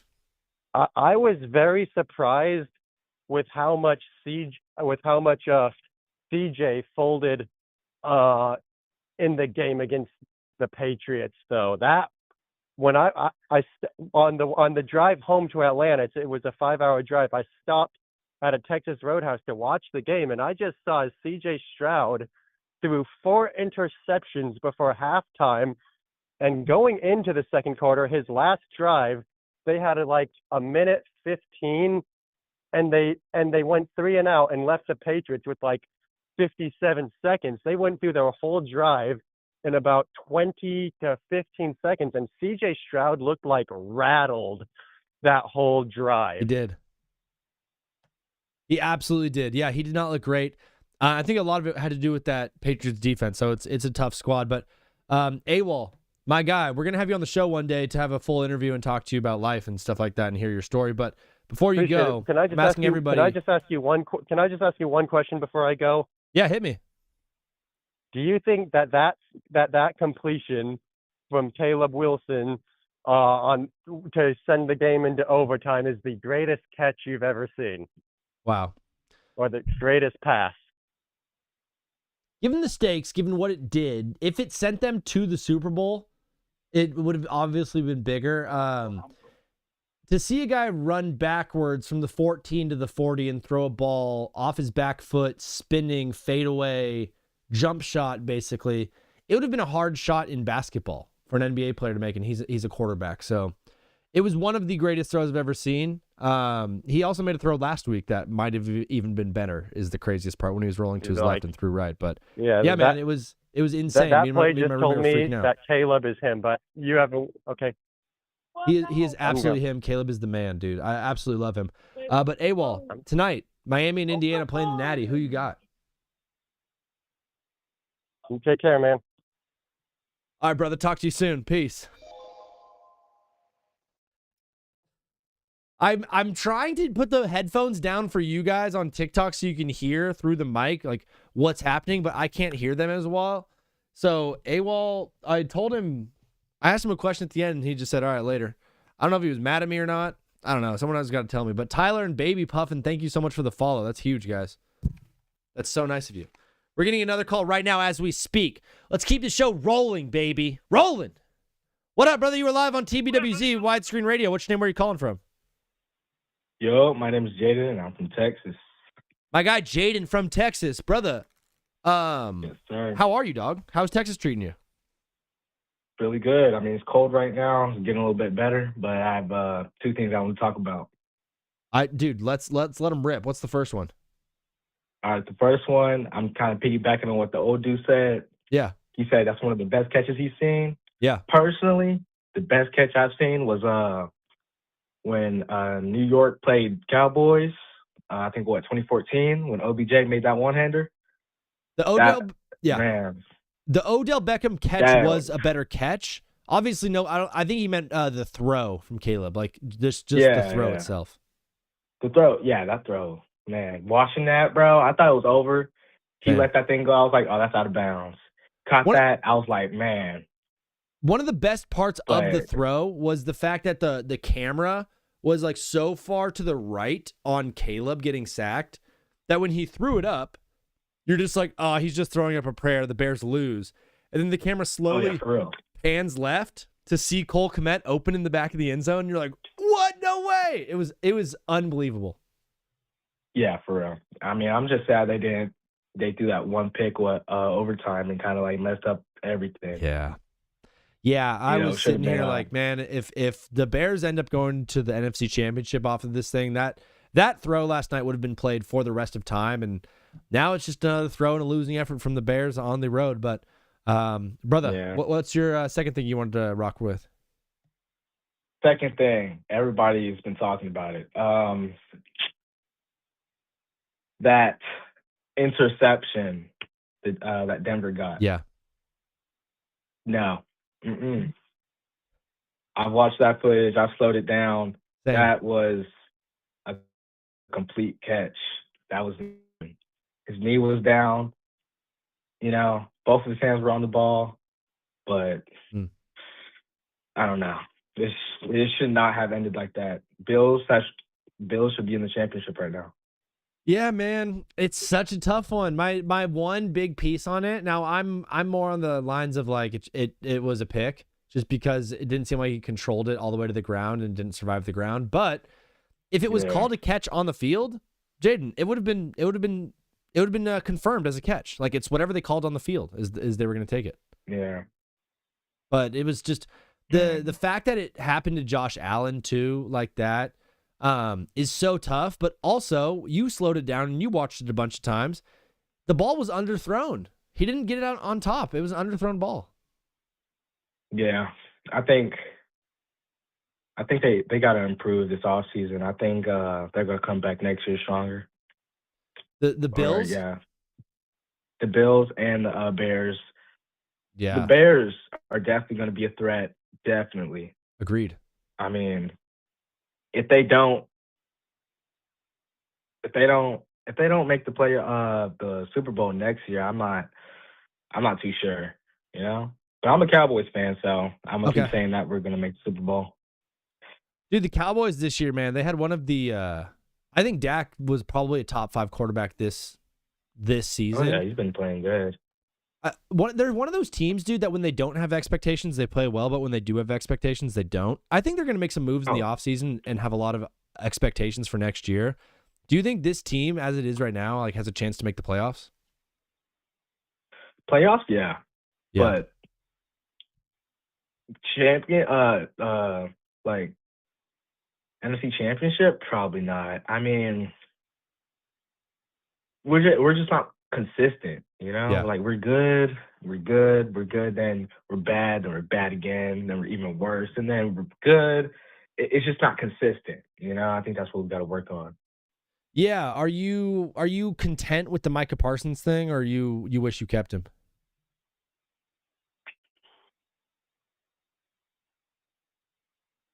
I think it was a good idea. I think it was a good idea. Yeah, it did a lot. It was it moved some pieces around. But Jaden, brother, from Texas, Indiana or Miami tonight before you go out? I'm not too big on college, but just seeing that record that Indiana has, I feel like they might. There it is. My guy Jaden. Bro, man. We're live Monday, Wednesday, Friday from 2 to 6 Pacific time. Absolutely loved you calling in. Would love you to be part of the show, bro. Thank you for following us and hanging out. Yes, sir. All right, talk to you soon, Doug. Yes, sir. See you. Peace. My guy Jaden, let's get some takes off because this game starts soon. So yeah, T&E, I'm not going to put the stream up on my Twitch because that's not cool. I'm going to be watching it and talking about it with you guys while it's on. So we're going to be doing a live watch along for tonight's Natty game, but I want to spin the wheel. There's still so many things to talk about that we haven't gotten to yet. And so like I'm here, I'm ready to rock, dude. I want to talk about the Rams. I don't want to, but that's what the wheel has declared. Whoever's calling in right now, we're going to wait a little bit on phone calls. We're going to hold the phone on wait call on. I'm struggling today, fellas. I'm having a tough day. I can't speak very well. I said we're going to wait on phone calls, but instead I said we're going to phone on the wait calls. That makes no sense at all. So that 512 number, please call back again later. But I got to give some love to the Rams first. We're going to spin like 6 times in the next 20 minutes. We're going to spin a lot right now. It's always been the Rams. It was always the Rams, dude. This entire season, it was the Rams. The whole time. They lost some close games. They didn't play very well on the road. Maybe they're not even good. No, they're great. The Rams didn't even play well last night. The Rams have not looked like that all season. I think it was just due to how cold they were in those conditions. The Rams had not looked that bad all year. I think it was the worst game they played, honestly. Nice. 6 to 7 times. We'll do 6 to 7 clips in the next 6 to 7 minutes. The Rams, I said it all week, but the Rams looked cold, dude. The receivers couldn't get open. Stafford made some really uncharacteristic throws, and the defense didn't even register a single sack. They looked visibly affected by the weather, much like the Chargers did last week against New England. But they found a way to get it done. That's the big difference. Because what Sean McVay has done with Matt Stafford is one of the best things that we've seen in the sport. He said, nah, I'm good on Jared Goff. I'm good on him. Give me Matt Stafford. Trade the picks, too. Don't need those. All I need is this. And Les Snead said, I trust you and I believe in you. Here you go, brother. It's given me a lot of hope, too, for the younger dudes that might not win one, okay? Because Matt Stafford already had, 13, 14, 6 or 7 seasons with the Lions before getting to the Rams. Let's go, TC. So proud of you, man. So happy for you. TC just made it home, guys. It gives me a lot of hope for the Justin Herberts and for the Josh Allens and the Lamar Jacksons. The guys who couldn't get it done, dude. It's well, maybe he just needed to go to the right fit, okay? And for Justin Herbert, that's the Chargers. But for Matt Stafford, that was going to the Rams. And what him and McVay have done together has been awesome, dude. It's been one of the greatest stories that we have.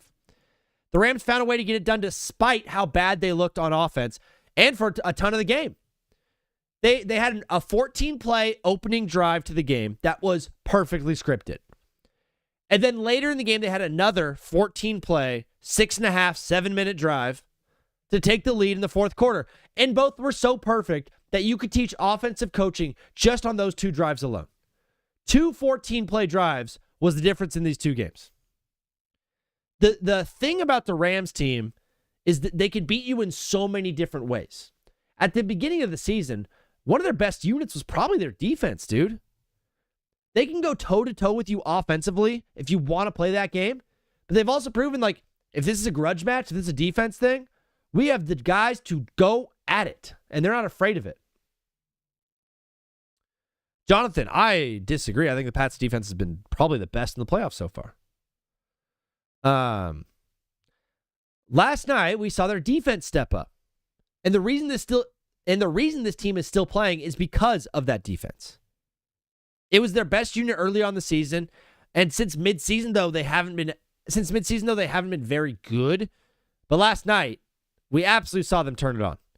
They showed up when it matters most, and they're taking the Rams to the NFC Championship game. That team is legit for real, so good, dude. And it's the story of him and Sean McVay together doing this is one of my favorite stories that we have in football. It's rare that you get this redemption tour type thing for a guy like Matt Stafford. A guy like him gets a second chance. Guys like him don't get second chances, dude. Guys like him do not get second chances. He was supposed to just be in Detroit and just be that guy who never won one and just die in Detroit. That's what Matt Stafford and Sean McVay are doing, are proving that's not how your career needs to end, okay? It doesn't. We have a ton of guys right now in the league that are very, very, very good quarterbacks that probably will not be able to win a ring on their present team, that deserve a ring. Joe Burrow is a name I think of a lot.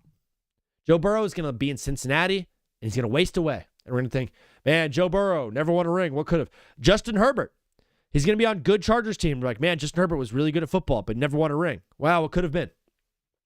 Maybe they're just not in the right fit just yet. So it gives me a lot of hope for these guys like Josh Allen, like Joe Burrow, like Lamar Jackson, like Justin Herbert, like Trevor Lawrence. Maybe it's not the right situation, okay?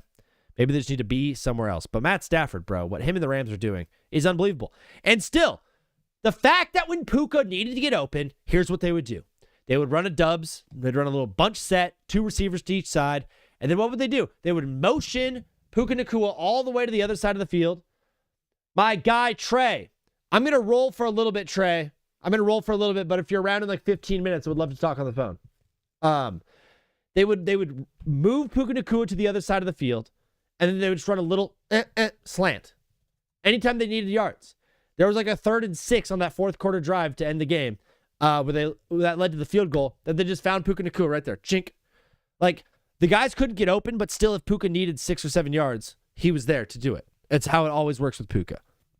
What he's done with that team, I was watching Cooper Kupp in the Seahawks game, and I'm like, man, Cooper Kupp, he was a Ram. He was the Ram.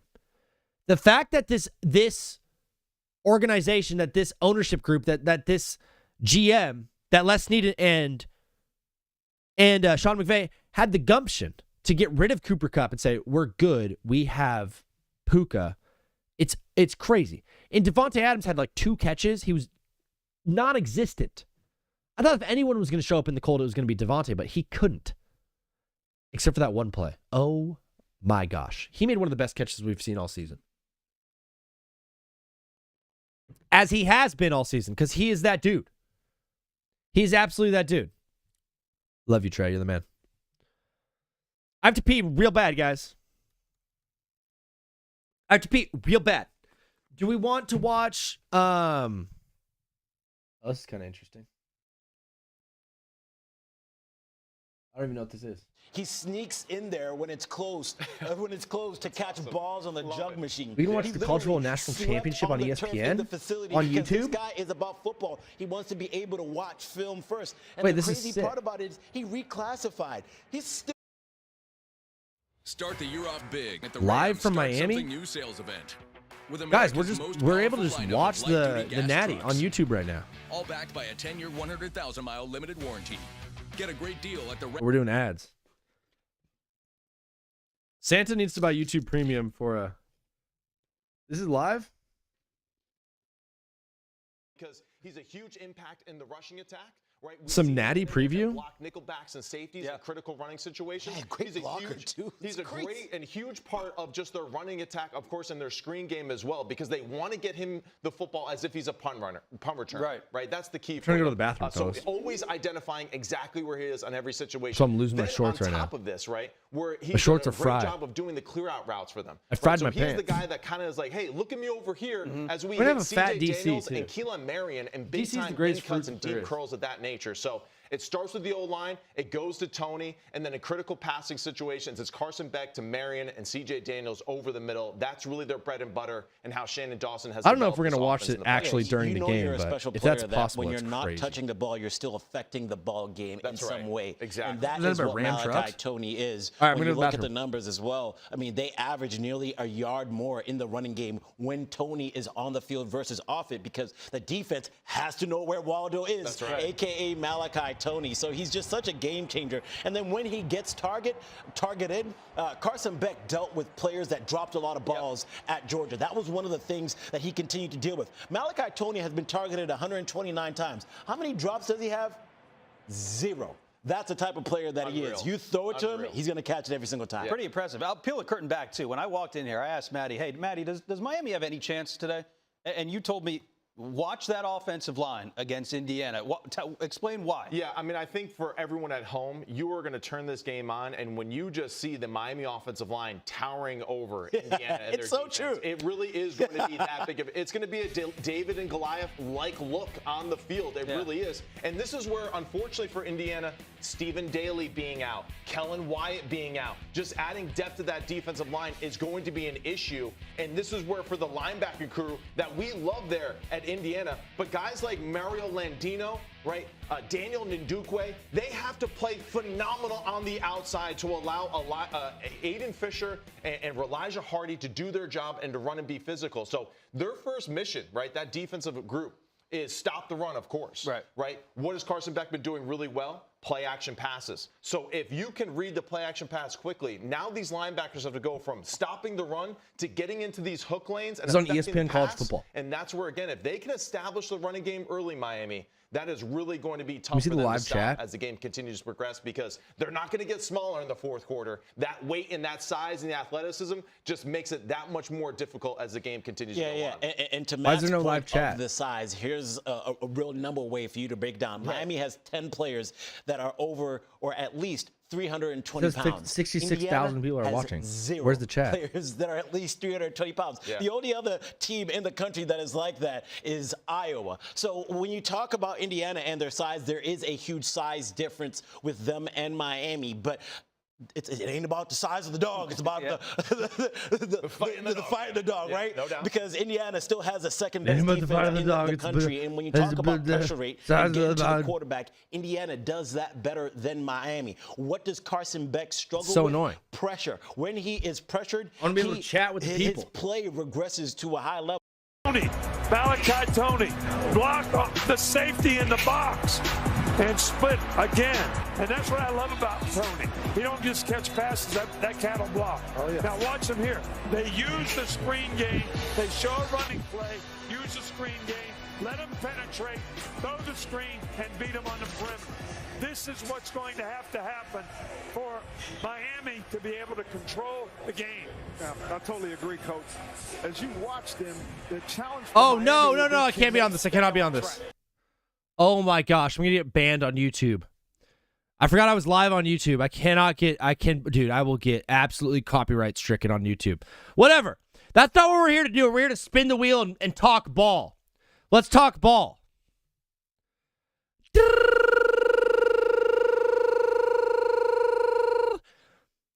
I mean, I already did this.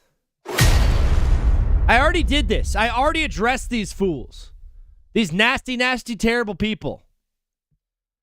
But I'll do it again just for the heck of it. I hate Patriots. I hate the Patriots. I hate the Patriots so much. It's not fair. What has happened to them is not fair. It's not cool. It's not good for the sport. Everyone's like, hey, you know, it's good if you have a villain. If you have a villain, it's good. It's someone to root against. No, dude. Make it someone else. Make it someone else. They won everything. They were the most spoiled franchise in the universe. From 2001 to 2020, basically, they were always, always, always winning. And that's not cool. That's really annoying. That's frustrating. It made me hate that team because Boston fans sit here and like, hey, we're the best. Hey, we're the best. I was talking with a Patriot fan this weekend. They are already losing their minds, becoming the most delusional people of all time. And oh my gosh, their attitude is horribly disgusting. When they were running around and they were the best team ever, they were so mean. Whoever the 936 number is, I'm not taking calls for a little bit. But when I start taking calls, I'll let you know and you can call in, brother. Absolutely love you. Thank you for calling. When they were running hard with Tom Brady and Bill Belichick, man, they were the most deplorable, uninteresting group of people in the universe. Patriot fans, their whole life revolved around their football team because they had nothing else going on in life. Get a job. Have a kid and actually care about him. There are so many other things that are more important than football, but to Patriot fans, that's all it is. That is all they have in life. They are a group of people that doesn't know math. They don't know basic English. Their grammar skills are terrible. They're not the sharpest tools in the shed. They don't even know how to find the shed because they have bad direction skills. They are a slow group physically and mentally. Physically, really, really bad 40 times across the board. And I'm not calling Patriot fans fat. What I'm saying is they don't move quickly. They look like this paper. Very white people. New England in general, and the fact that they said, "Oh, we're New England," every single other team in football has claimed a city or a state. They said, "We are Miami. We are Houston." The Atlanta Hawks didn't just say, we're the South. That's not how it works. Sorry. I said the Hawks. I meant the Falcons. The Houston Texans didn't just say, we're Texas. Even the Dallas Cowboys were not like, we're the South. Like, they've claimed a place. The New England Patriots, those people said, what if we claimed an entire region and said we're New England? What if we did that? What would happen is you get a bunch of teams, bunch of fans from Kittery, Maine, from Loudon, New Hampshire, from Burlington, Vermont, that are like, yeah, I'm a Patriots fan. That's a team that plays in Massachusetts, all the way in Foxborough. They galvanized an entire region of America to become horrible, disgusting, deplorable people. New England is a very pretty town for 3 days a year. For like a week a year, when the leaves are changing, New England is beautiful. Other than that, get me out of there unless I'm in Boston. If I'm in Boston, keep me there. If I am anywhere else in New England, get me out. It gets dark at 2 p.m. It's basically Canada. The Patriot fans are delusional. They don't know what real life is. They don't know what real life is. They're the most spoiled group. I had someone say to me today or this week, genuinely, bro, there's kids who are like 10 years old that have never seen the Patriots win the Super Bowl. Oh, no. Boo hoo. I know 60-year-olds that have never seen their team win. It's a nasty group of people. And of course, they're going to the Super Bowl. It couldn't just be like, oh, here's a great year, Drake May MVP. Close, but next year, look out for this team. No. Super Bowl. They're going to the Super Bowl. They're going to the Super Bowl with the right to lose to the Seahawks or the Rams. Guarantee you the Seahawks are losing to whoever played in the Super Bowl, but they're going to the Super Bowl. Hey, hats off to you for getting second place already. Good job. I am shocked that there's anybody that can call themselves, I don't want to say this, it's too mean. Rooting for the Patriots is just like wearing a hat that says bad guy. Like, or it's one of those shirts that says like, I'm with stupid. It's basically two thumbs pointing right at you like bad person. It's because it's not like they're bad people. Like they're not going to like trip you as you're crossing the street or not hold the door open for a sweet old lady walking into Nordstrom at the Grove or something like that. That's a heavy, heavy door. It's not like they're bad people like that. They're bad people when you start talking about sports. And you're like, oh, yeah, man, I'm a Chargers fan. I'm super happy for the season. They scoff. They go, pfft. I didn't know you guys had fans. First thing they say every time. Oh, I didn't know you guys even had fans. You say, you're like, oh, what? They ask you this. They're like, hey, what team are you a fan of? And you're like, I'm a fan of the Oh, that's tough. They don't even hear. They're like, that's tough. Like, oh, why is that? I'm a Patriots fan. Disgusting, deplorable, awful human beings. It's like a nasty group of people, too. Racists. It's a racist group of people. Homophobic, disgusting group. New England in general, bad place. I don't like your team. I don't like where you live. I don't like your spots. I don't like your food. I don't like your attitudes. Don't like the way you look. Disgusting. Horrible. Move to the West Coast. Actually, no. Stay where you are. You couldn't hang in the West Coast, you New Englanders. I'm so sick and tired of this Patriots team already going back to the Super Bowl. They took 5 years off. They took 5 years off. They were bad enough to go and draft a good quarterback. They didn't even get the top two that people wanted. Everyone wanted Caleb. Everyone wanted Jaden Daniels. And everyone's like, Drake May? Had to take him. Take Drake May. You could have him. Everyone's like, ha. Drake May? He stunk at UNC. Turns out he's pretty good. Turns out that Mike Vrabel's a good coach.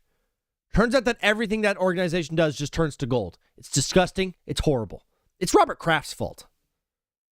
I'm not going to say this out loud, and I don't actually feel this, but Robert Kraft needs to go. And I'm not talking sell the team. You know what I'm talking about. It's time to take that man out. It's time for him to be done. He's lived a good life. We're good on Robert Kraft. Like, let's go. What's up, Max? Go Hoosiers. I'm on Miami. The 936 number. Brother, I love you so much. You keep calling into the show. I'm not taking calls right now. When I take calls, I'll say I'm taking calls, brother. I absolutely love you. Who are you? Chat in the chat who you are so I know. So I could say blank, call back in. But yeah, type who you are in the chat. Pats Nation, you've been addressed. Patriots Nation, I don't care. I don't care.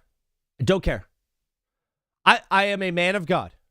I'm a man of God. I'm a strong Christian man. Go to church every weekend. Read my Bible every day. Pray in constance. I am a strong Christian man, but I've hate in my heart for you. That's not changing. I am not going to grow up in that aspect of my life. Everywhere else in life, yeah, totally. I'm going to grow up and get more mature. I'm going to get better across the board. But when it comes to Patriot fans, I will never like you. I will never care about you. I will never want you to have blessings. I will never want you to succeed. I don't want you to be happy. I want you to be sad and bitter and depressed for a long, long time. A lot longer than 5 years. Can you guys tell I'm mad? Can you tell I'm frustrated? you tell I'm pissed? The best part is this picture of me in the Patriots uniform is right behind my head during that entire clip. So you'll see that on there. Thank goodness I'm not a Patriot fan. I just like them. TNE, I'm just messing around. It's not you. I'm going after the hard guys. Here we go, Sugo.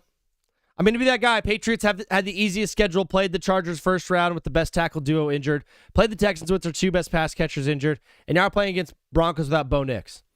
They can only play the team in front of them, but don't be surprised if they lose by double-digit points in the Super Bowl and then don't make it back for a while. Brother, that'd be so great. That'd be so awesome. Jonathan Kraft has been ready to take the reins for a long time. Old school Patriot 7. Teen, you heard that whole thing? Brother, I'm sorry. I don't mean it. It's not you. It's them. It's probably you. Where do you live? Tell me. What's your address? Wait, ain't that the same number from the first call today? What? Jose? No, it's not Jose. There's a different person calling in. The 936 number keeps calling in. Who I don't know who that is. No, different number. TNE lives in Bama. Oh. I'm just furious. I'm just so mad that they're good. It's stupid. It's not good for the sport. Let's spin the wheel. Let's keep rolling. Taking a bite of a turkey roll. All right. Okay. So you guys can see on the screen what just happened. But I don't necessarily want to give it away what this whole take is about. Because this take is one of my most special ones that I have. I write out my takes before the show. So, oops. I have pre-written takes that I do a bunch of research on basically throughout the show.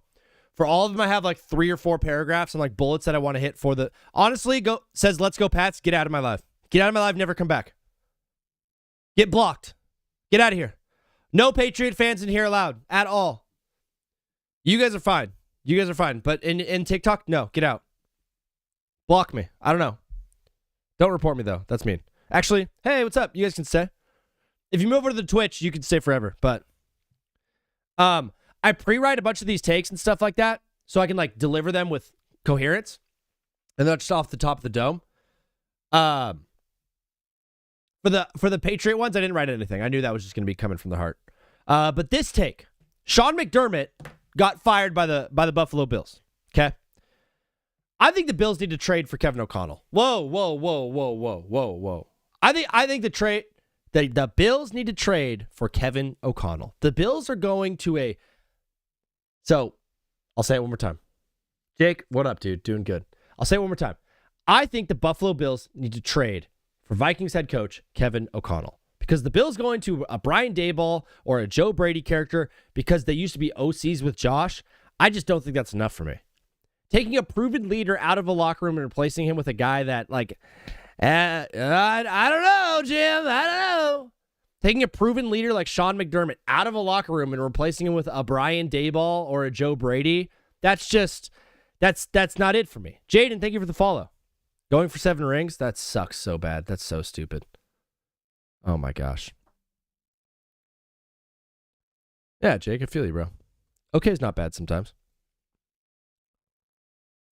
Taking a proven leader out of that locker room in Sean McDermott and replacing him with a guy you don't really know about, with Josh Allen as your quarterback, I just don't think that's the move. I don't think that's the move. I think the Bills are serious about this. They have to go after a guy that's ready right now, is a proven offensive mind and a proven leader. Probably a head coach that currently still has a job. I think, and coaches can be traded for. Sean Payton got traded. I think what they do is they make a call to Carolina about Canellis. I think they make a call to the Colts about Shane Steichen. But number one, they have to make a call to Minnesota about getting Kevin O'Connell. In 2023, the Broncos traded a first rounder from that draft class from that year. So a 2023 first and then a 2024 second for Sean Payton from the Saints. So first and a second for Sean Payton. Obviously, we're looking at it now yeah, that's... Oh, nice. Let's go, Teeny. Let's go, Jaden. That obviously is a move in hindsight. We're yeah, first and second round pick for Sean Payton for a coach seems steep, but absolutely what you need to do. Okay. I think the Bills could package up a first-round pick, or maybe even package like a third and a fourth, or a fifth, or a sixth, or a seventh. Like, I think they can make a lower package to get Kevin O'Connell than what the Broncos had to put together to get Sean Payton. You cannot, if you're Buffalo, go after someone of lesser value than Sean McDermott. Pretty much any new head coach you bring in is going to have lesser value than Sean McDermott does right now. That's why I think you have to go after someone who has more value. You have to make an improvement. You can't make a lateral move here if you're the Buffalo Bills. You have to improve. Because Sean McDermott was not the reason for the losing. He's just the guy that has to sink with the ship. Because I bet Josh was shocked today when he got the news. Sean and Josh have a great relationship, and they have an incredible success together year after year. Despite what Brandon Beane has been putting on the field for them. You have already proven that just because Brandon Beane has draft picks, it doesn't mean he's going to do anything special with them. So I know you're thinking like trading away draft picks to get a head coach seems a little bit drastic, Vini. Trading draft picks to get a head coach seems a little bit drastic, Vini. Brandon Beane has proven that with draft picks, it doesn't mean he's going to do anything with them. You know, since 2018, Brandon Beane, since drafting Josh Allen in 2018, he's made 56 draft picks since then. 2 of them have been Pro Bowlers. 2. The Bills should be a lot better than they are. The reason the Bills have personnel issues is not because they're not going after guys in free agency and they're not willing to spend money. The reason they have personnel issues is because they don't draft well. That is why. So when you're like, they should hang on to their picks, for what? The best thing they could do with their picks is spend them on a proven head coach in Kevin O'Connell.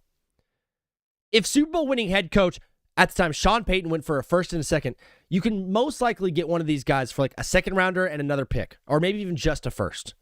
Either way, I think the best move for the Bills is to go after a proven head coach that, with an offensive mind like Canellis, like Steichen, and especially like Kevin O'Connell. Those are my thoughts on the Bills. What's up, Gliz? Marcus Freeman is getting a lot of love, too. Marcus Freeman is getting a lot of love as well.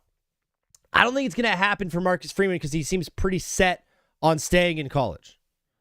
He even went out all the way to, like, mention the fact that he's had NFL teams looking at him, and he's said, like, pretty much no to all of them. So, you know, take back with Zach.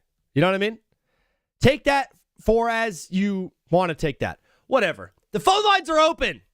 If you want to call the show, the number's at the bottom of the screen. It's 213-352-5216.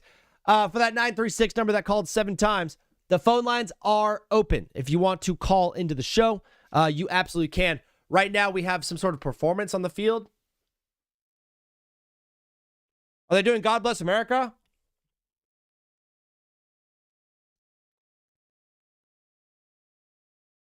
I want to know who's singing the national anthem. I'm so thirsty.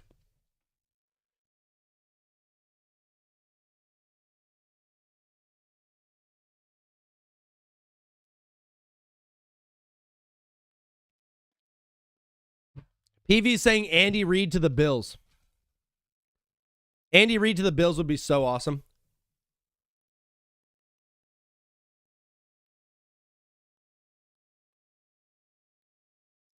Jeff Hafley got hired by the Dolphins. I saw that. Oh, you're watch the college. Yeah, Gliz, we're going to watch the college football game. Of course, brother. Come on. That's what we do. Oh, Steven Tanner had it first. Do you guys follow Steven Tanner yet? DJ Khaled is on the field.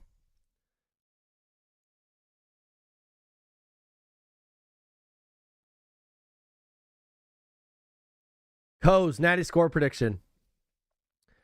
This is crazy. I'm the only one who I'm the only one so far that, I mean, I'm not calling into my own show, but I'm part of my show. I'm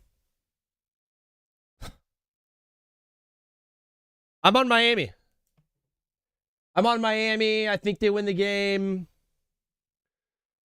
26.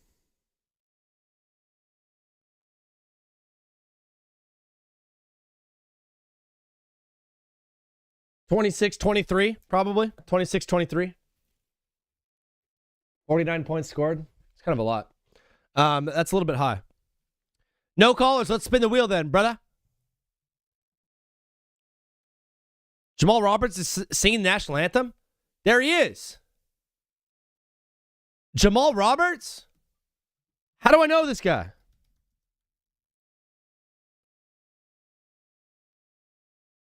I definitely don't know him.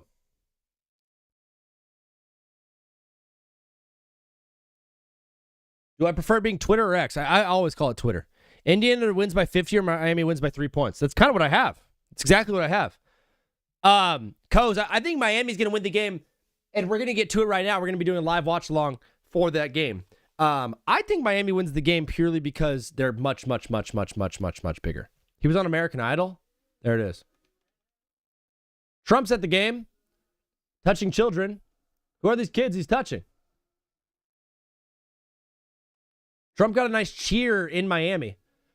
I'm trying to see if it's mostly red. I see a lot of red in the stands, dude. I see a ton of red in the stands for Miami. I also saw a good amount of orange. It looks mostly red. He won American Idol. That makes it better. What is Trump doing at the football game? Doesn't America have bigger issues than who wins the national championship game? Honestly, though, if I was the president, I would go to every single sport. I'd be like, yeah, I'm going to all the sports. I wouldn't golf as much as some of the other guys do. I wouldn't golf as much. I would be more of like I'm going to go out and go to the Super Bowl and stuff like that. Hit me, not Jimmy. What up, dude? Getting political on us. Absolutely love it. The wheel landed on a guy by the name of Josh Allen. Fellas. Talked about that. Talked about this. In the home of the brave.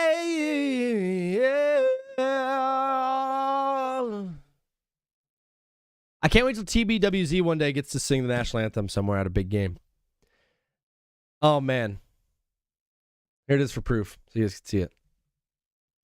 TBWZ is going to break the internet one day. I'm going to pose like sexy for like... Zeke Vini breaks the internet with nude photo shoot. I think Trump's building is in Miami. Yeah, he's in South Florida. His Mar-a-Lago is in South Florida. He also has homes down there. If you're rich and you don't have a home in Miami, you absolutely have to go. Nick, my guy, day oneer. Day oneer, Nick. Day oneer. Miami. I got Miami. I think Josh Allen deserves a lot more hate than I believe he's getting today.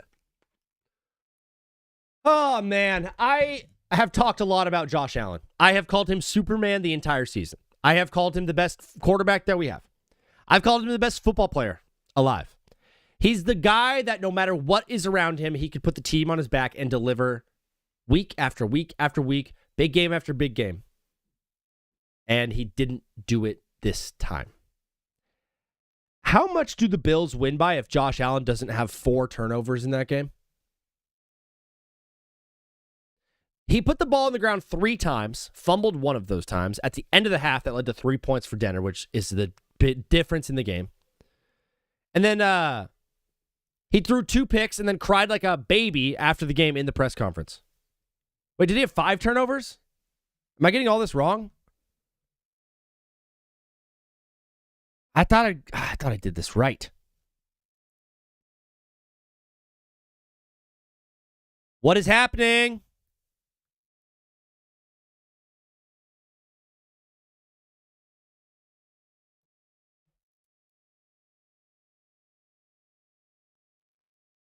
Wait, I'm such an idiot.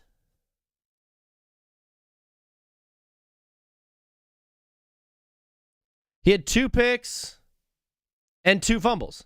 Yeah, he put the ball on the ground 3 times. He lost 2 of them, and then he threw 2 picks. He had 4. I had it right. He had 4 turnovers. How much do you think the Bills win by if Josh Allen doesn't turn the ball over 4 times? And then after the game, to sit there and cry like a baby after the game in the press conference, like everything around you is crumbling. I'm sorry. Some people were watching that and like, see, that's true passion. Nah, dude. Don't turn the ball over 4 times. And don't come to the podium and cry after. Sit there and cry if you did everything you could possibly do and played an incredible game and something just didn't go your way. Like Caleb Williams last night had all the right in the world to sit there and cry on the podium. All the right in the world. The pick at the end was not his fault. He had every right to sit there and cry, and he just took it like a man. He's like, yeah, Mo, we're going to be back next year, and we're going to be better than ever. Josh Allen has done that we'll be back next year thing 7 years in a row now. Yeah, we'll be better next year. We'll be better next year. Every single year, it's the same exact thing for Josh Allen and the same exact result. An L. He's the reason they lost that game. He's the reason they lost the game. You can talk to me about, try talking to me about that interception or catch from, that was different, Jimmy. That was way different. Jimmy, that was so different when he cried at SC. Don't even go there. He gets a pass for doing that. Don't even think about it. I'm a Broncos fan. What's your opinion on our future in the playoffs with Stiddy? Bad.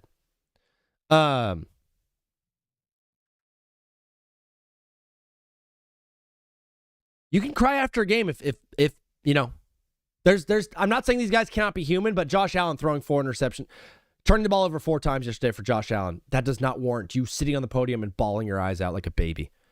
I'm very upset today if I'm a Bills fan. At Josh. And as a dude that's been waving the flag all season, calling him Superman, boy, did he let me down. Talk all you want about their roster and the injuries and the lack of weapons, like whatever you want. The fact remains that the Bills had a 4-point lead in the 4th quarter of the game, not because of Josh Allen, but because of what their defense was doing in spite of him. The fact that they were even able to take the lead proves to you how the rest of this team had rallied around him to keep it close. Because having 4 touchdowns, having 4 turnovers, and then a 5th by James Cook as a team, and only be down, and only losing by 3, means that your defense battled. When a team turns it over 5 times and the game goes to overtime, all that tells me is the defense was doing everything they could possibly do to keep that thing close. And they were. So I don't want to hear it from anybody about the roster or the injuries or the lack of weapons or the pick that they called that should have been a catch by Brandon Cooks. Nah, what it was is it should have been a better thrown ball by Josh Allen. He underthrew the pass. Josh Allen underthrew it. Plain and simple. It wasn't a good throw. Brandon Cooks was open by a few steps, and he didn't lay it in front of him. He laid it behind him, and it got picked off. It was a bad throw.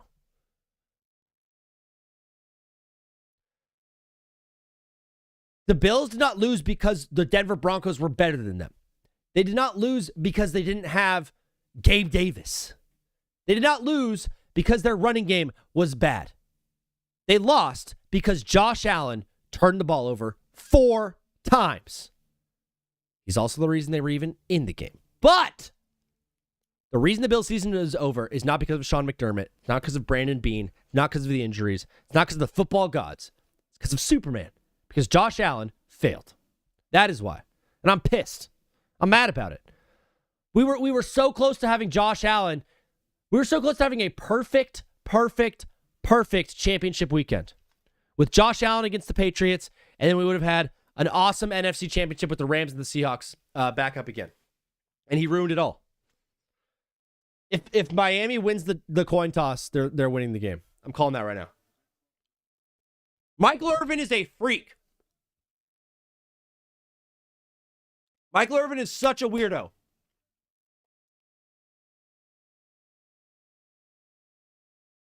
Look at the Indiana captain. It's a guy no one's even heard of before. The honorary captain. Andrel Wadawabagibi. All right, TikTok people, later. We're still live on Twitch watching the game. If you guys want to watch along with the game. This was a horrible TikTok live. So horrible. It was awful. But he had pass. Kind of like Mike Evans. What about Mike Evans, Parker?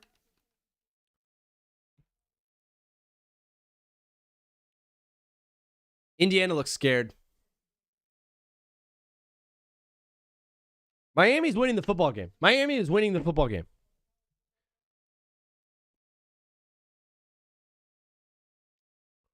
I need a DC. Bro, look at the DC tall boys. Oh, Indiana won the toss. Miami's still winning. Does anybody want to throw in a score prediction since we're doing a watch along for the game?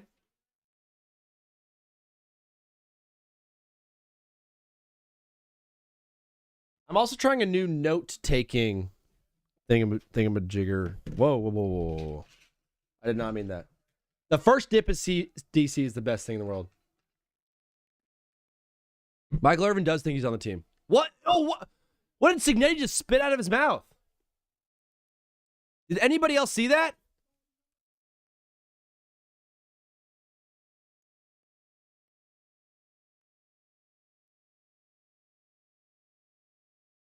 Jim has IU 31-23. What? That's a fun score.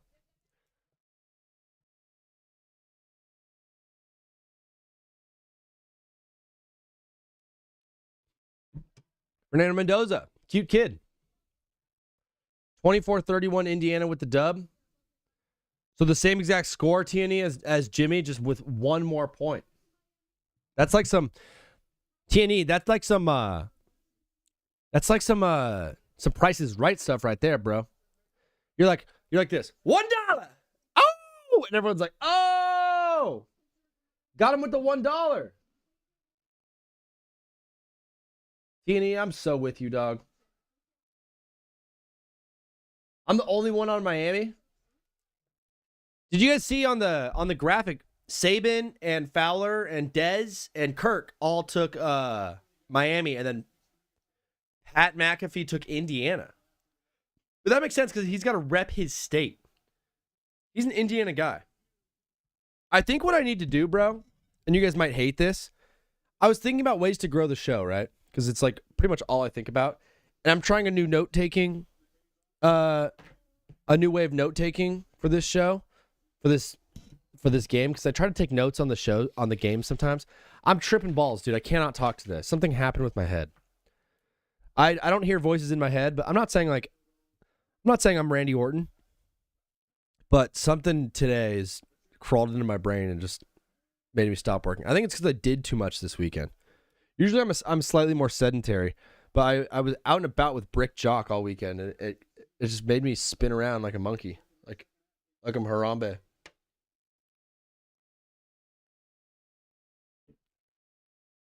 Carson Beck has been awesome this whole season except for one game against Louisville, and everyone discredits him for it. I don't think he's that good at football. I think he's coachable enough, though, to be an NFL quarterback, like in a backup capacity. I think he'll get some time in the league. He's so old, though. That's the new thing, dude. Like Mensa's going to Miami next year, it looks like.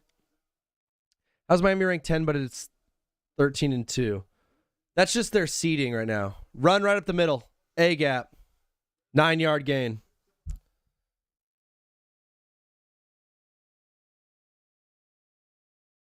First and 10. I'm trying to do this new note taking. Run. Middle. Fletch. And then we're going to go like this. Now 2nd and 1. 2 up to the right, 1 down low. They're going to motion Malachi Tony down into the box. Run a bubble screen to him. 7 gets a nice block. Little 4-yard gain. Little bubble screen to Malachi Tony to get the ball in his hands. Smart. Beck is good in a vacuum. In a vacuum is the best qualifier for anything, dude. 21. Bubble screen. Tony. First.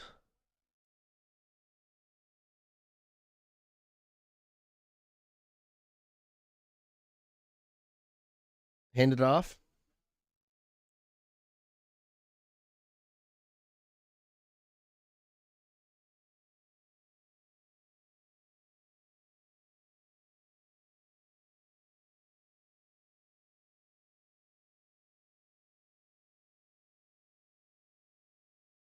Second and 8. Are you dialing up the run here? The way that they win this game is just by running the football. Malachi Tony goes in motion again. He wanted him first read, didn't have him. Back out of the pocket, throws it away.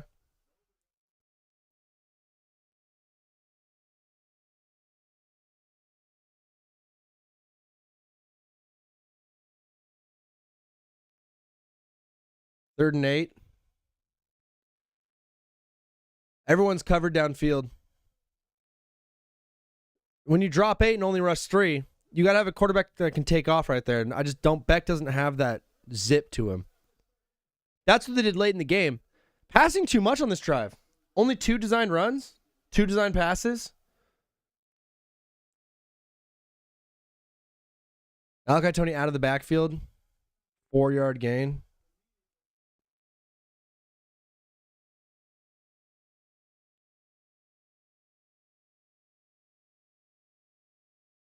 How do I annotate that? I'm trying with my notes.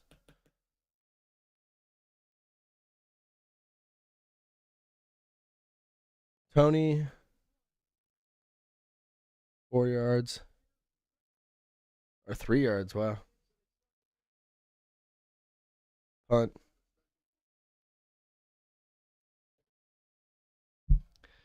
AJ Green is live streaming the game off his phone at the game. Is AJ Green live on Twitch right now? AJ Green? The former Bengal legend AJ Green? The former AJ... that AJ Green? We're spinning the wheel. Hurry, hurry, hurry. I got to talk about Bo Nix and how sad this is. I think. Let me make sure I have notes on this. The Bo Nix situation is so sad and depressing. I feel so bad for him. I cannot wait to glaze Caleb Williams. I didn't do that part yet. I think I did.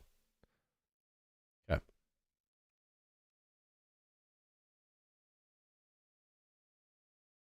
I don't know. He does YouTube. TNE, love, dude. Such a good addition to the show. Love you, brother.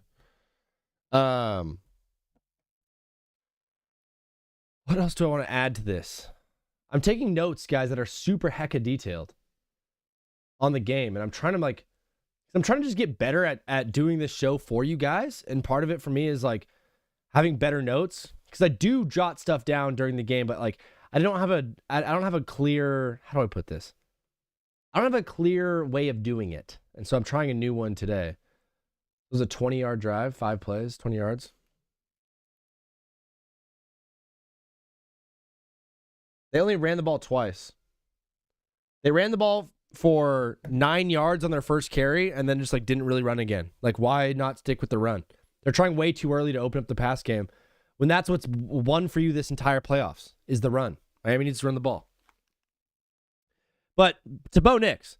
Bo Nix getting injured on the last play of the game sucks so bad for NFL fans around the world.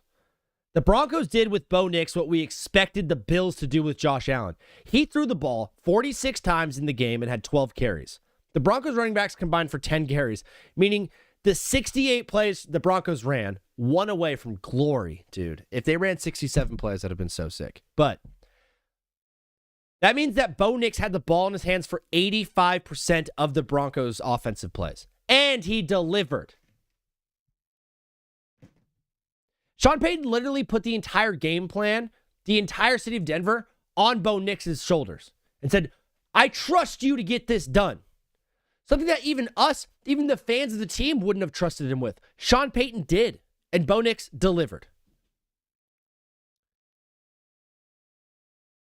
He literally was comfortable giving Bo Nix the ball and saying, you do it. You lead us to victory, Bo. And that, dude, when your head coach trusts you more than even the people around the organization, the fans of it on the auxiliary, brother, that tells you a lot about that guy. I came away from this game really believing in Bo Nix, man. Because Sean Payton does. And he does it on the field. He was great in this game. He was really, really good in this game. Did everything he needed to get the Broncos that victory. Everything he needed. Bo Nix was awesome. He's had some rough games. He's had some times out there where I'm like, this guy stinks. But that game last night, the way that he played, the way that the way that Sean Payton trusted him, I'm just like, yeah, man, Bo Nix is good. Bo Nix is a solid quarterback. Oh my gosh. 24 just got shook so hard. 24 got shook. This injury to Bo Nix sucks for NFL fans across the world. Obviously, my heart goes out to all the Broncos Nation, but for everyone who calls this league home, everyone who is a fan of ball, we're obviously missing out on a team being at full strength in the conference championship game. 1st and 10, run middle. 110. What was that? Like on a 11-yard. 110 again. Run middle.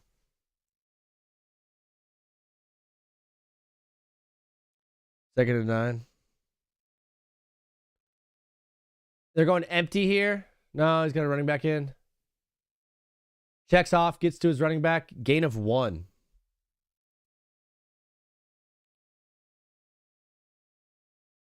Running back. Catch. Gain of 1? 3rd and 9? What are you dialing up? It sucks for NFL fans across the world because we get a conference championship game that is tarnished. That's not a full strength football game. And it's against a Patriots team that has heard the fraudulent talk all year. Fernando drops back, guys in his face, scrambles out, throws it away.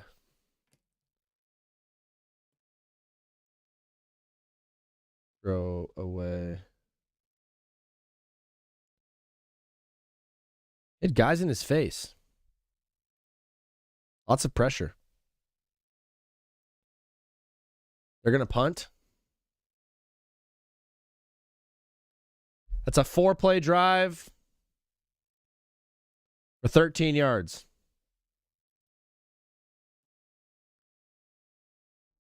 I feel bad for sports fans that Bo Nix got hurt. It sucks for the Broncos fans, yes, but there's guys like me that are out here that are going to watch that game and be like, man, what could have been? Horrible punt. Watch out, Malachi Tony, dude. That's the last time they punt to him. That is the last time they punt to Malachi Tony. It has to be. Let me change this up.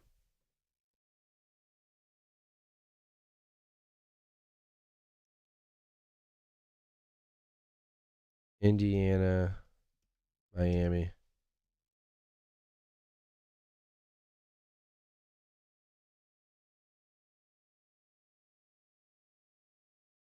Oreo the cat, bro. You're back. Go Spurs, right?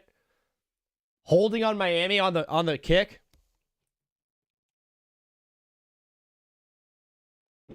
I think I like this note-taking so far. People are going to be like, how was Take Back with Zach? Like, oh yeah, he talked a lot about his notes.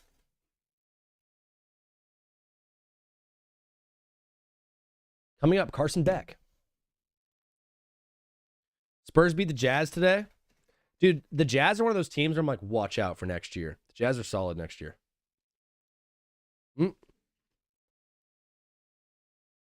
Bro. Brick Jock was in town. He was in LA. And we went to Leaps.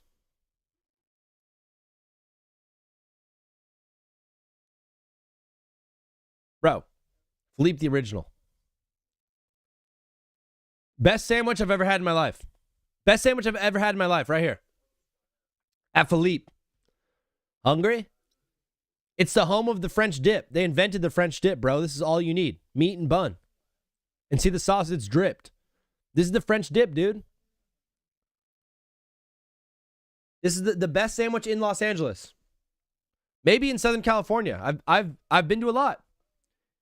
In 1918, in the process of making a policeman a sandwich, Matthew accidentally dropped the sliced French roll into the roasting pan where the beef was, which was filled with hot juices from the oven. The policeman said he'd still take the sandwich because he was in a rush, and he left. The next day, the same policeman returned with some friends asking for more dipped sandwiches. The rest, they say, is history. This is the invention of the French dip. I'll move me. Here I am. Philippe's is still in the location they were in 1951, at a machine shop with a hotel on the second floor. When walking through the doors, you'll see the unique setup. Philippe has 10 servers. They're referred to as carvers. The carvers are stationed at a long display counter with 10 lines. Once you reach your carver, everything else is done from there. Your carver has everything they need to take your order, make your order, and give it to you right on the spot. So you order the food, and they just give it to you. Like, here you go. Whether your choice is one of our famous French dip sandwiches, a bowl of chili, or a hot cup of coffee, Philippe is... This is it. It looks just like this still. This is still how it looks. It's the best. It's the best. Philippe's was forced to move to make way for the then new Hollywood Santa Ana 101 freeway. In 1951, it relocated to the present location. It's so good. Have you guys ever had a French dip? If you've never had a French dip, you're in trouble, brother.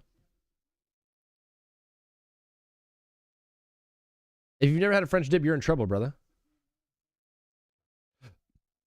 Okay, so right now, so far in this game, we've had Indiana run 4 plays. One of them was an 11-yard completion that probably should have been a tackle for loss, but wide receiver absolutely shook him. And he's had some pressure on him so far. I'd love to see Miami actually run the ball this time around. Miami did not run the ball at all, even though they ran it really well in their first play. They've got 4 stacked up tight in the box. And they're running outside zone. Outside zone? They've been running A-gap the entire postseason. They've been running A-gap the entire season. Those are run out from Fletch. Gain of 4.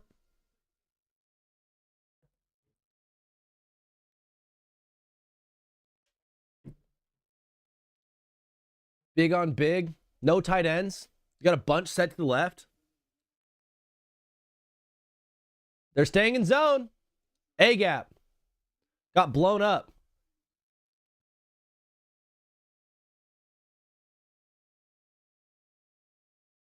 Blandino with the tackle.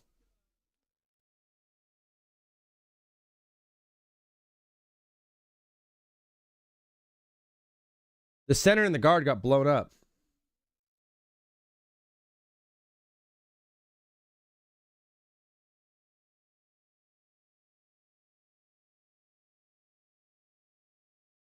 Third and 5. They're showing blitz. They're in mug. Mug. All of them drop back. They rush 3. Drop 8. All world. No one was open. Tried to force it downfield. Nobody was open.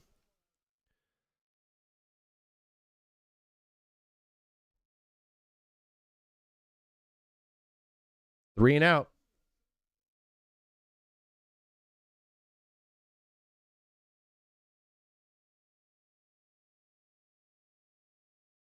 No pressure because they rushed 3.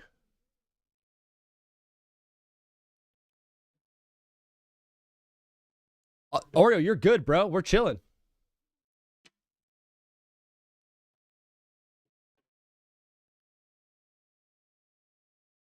Something about the Natty, like, it doesn't feel like the Natty.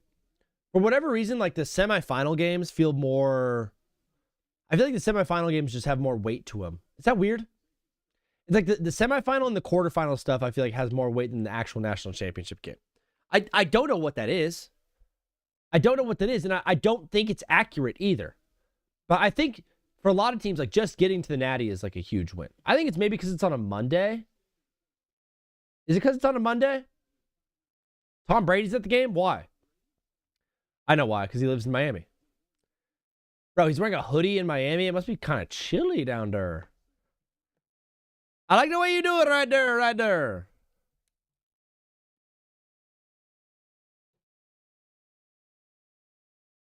Bunch set again. They're going to rush 4, drop Mendoza back. Got blown up. The center got blown up. Fernando Mendoza running for his life. Throwing downfield, nearly picked off. Jeez. Holding.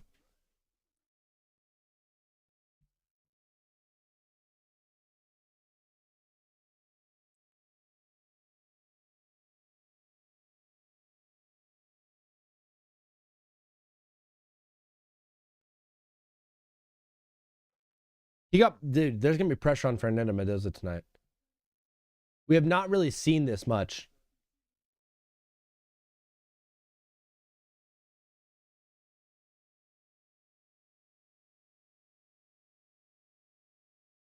That's a hold for sure, but I feel like you'd almost rather hold there than let your quarterback get crushed. Now we have a 1st and 20. Wow.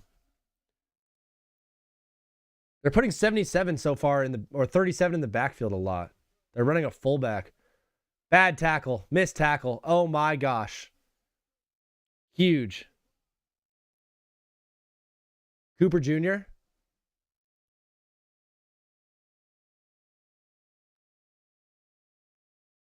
They do these RPOs where they run like legit routes downfield. Like legit route concepts. Missed tackle. Wow.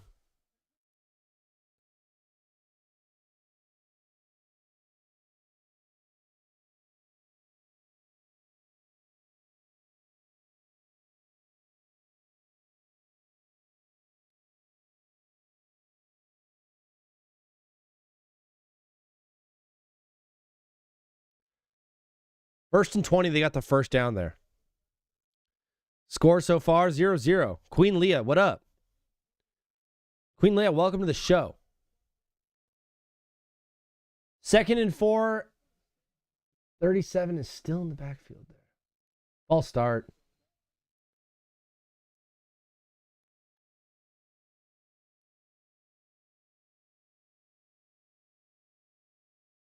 Oops, oops, oops, oops. I'm messing things up. Whatever.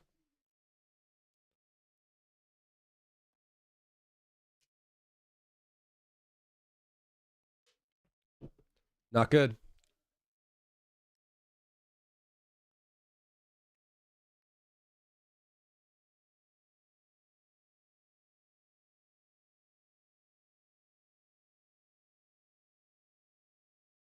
Another RPO. Another RPO.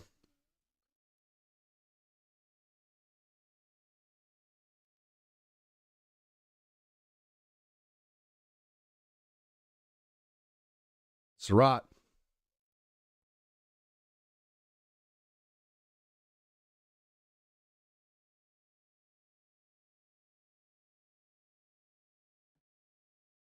This thing might not happen this quarter, but Miami is going to get pressure on Mendoza throughout the entire game. Huge run.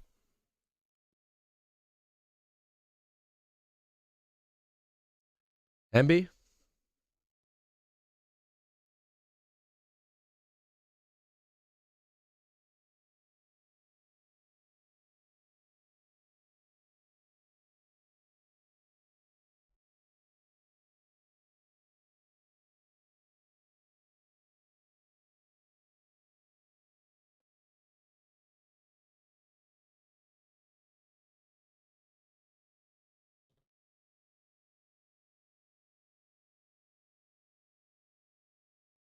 There's 37. He's been in the backfield blocking the whole game. They leaked him out. Very, very smart. Very, very smart. 37 was lined up as a fullback in the backfield the entire game. And there he is. Same spot as always. Like as a tight end.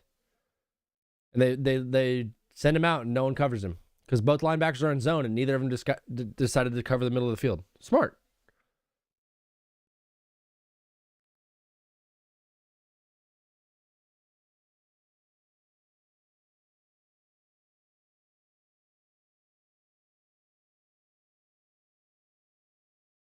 There's Surratt.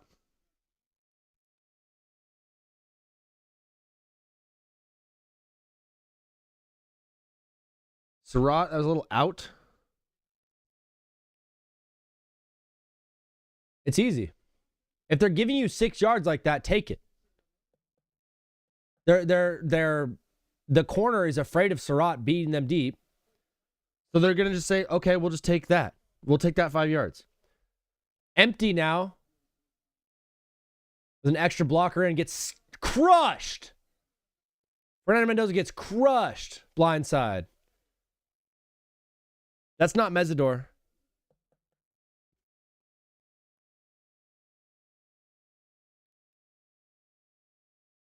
Unabated to the quarterback.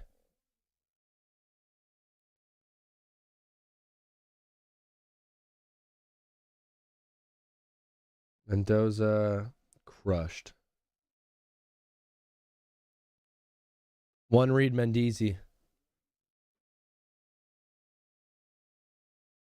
Trips right, handoff middle. Nice. Great play. 3rd and 5. Great play. Fake motion, handoff middle.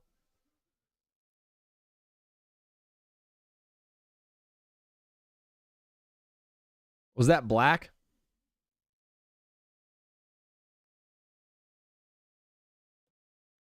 That was awesome. A lot of guys ran with the motion there. Moving the extra blocker over to the right. 37 is in the backfield again. Hand down. 2 wide receivers. 12 personnel. A little zone run for 2 yards. Why is Fernando Mendoza on the ground again? Why is he bleeding? Get him out of the game. He's going to get blood on the football.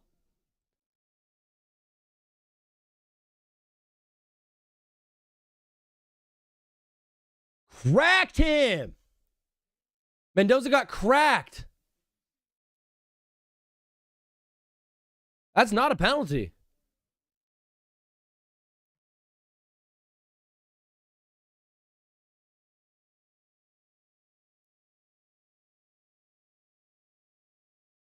And then they run the ball with him. That's, dude. That was quarterback power.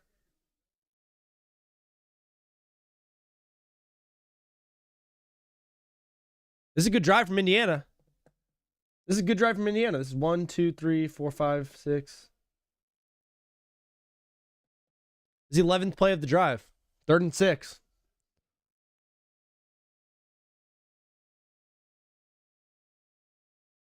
Fernando Mendoza bleeding. Empty. Never mind. Trips left. And he goes to the right side. Oh, you can call offensive PI on that. Incomplete. They went for a weak side fade route on Freddadore.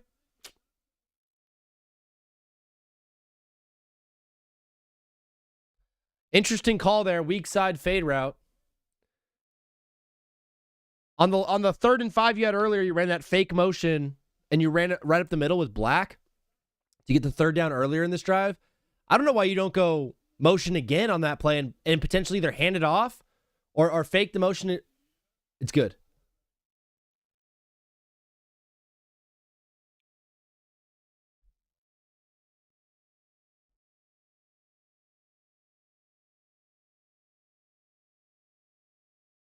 I don't know why, the fake motion worked so well on that first 3rd and 5. Why not run the motion again? But actually hand it off this time or run an RPO off of it instead of hand it to the running back. You can't even tell me that, they should save that for later in the game. Like, no, it worked on this drive. Like, that's where you can use it. You can utilize it right there on this drive. Feeling good about this game, man. Feeling good about this game. Should be a fun one. Let's spin it.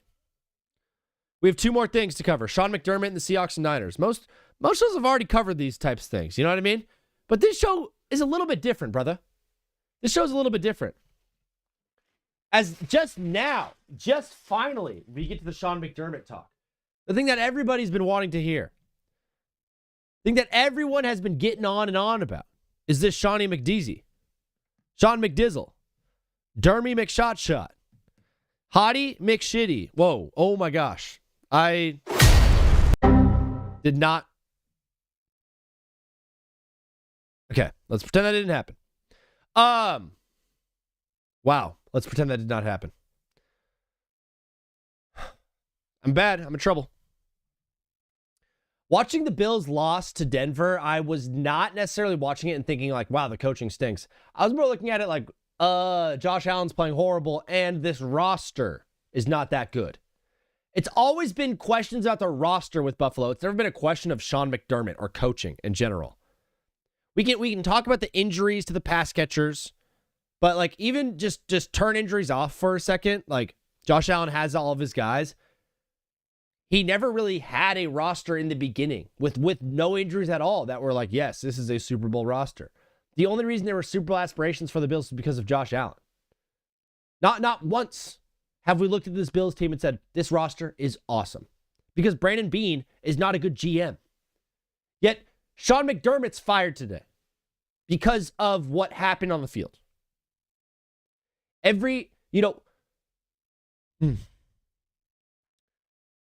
you remove the injuries of the pass catchers, Josh Allen still doesn't have someone on the outside to go to. You got rid of Stephon Diggs, and you never replaced him with a true pass catcher. You drafted Keon Coleman, you're like, he should be the guy. He's not. Okay? Every single year, this happens to Josh Allen, and somehow it never changes.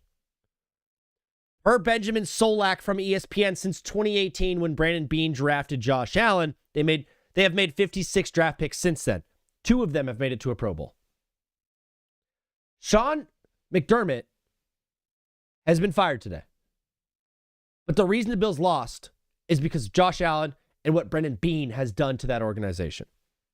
Whether you like it or not, though, you lose like this in the playoffs again and again and again and again, you get fired. That's just what happens. Sean McDermott had worn out his leash. I'm not going to sit here today and say Sean McDermott deserved to be fired. I'm not even going to say that he deserved to keep his job. What happened to him feels justified because he kept losing. And every single time he had the guy. The part I cannot believe through this whole thing is the fact that Brandon Beane got a promotion, basically. And whoever they bring in to replace Sean McDermott, brother, those are big shoes to fill, man.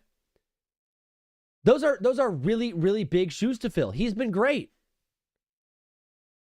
I don't know what Sean McDermott could have done to keep his job. It seemed like, oh man, I gotta itch my schnoz. This commercial is tripping me out right now.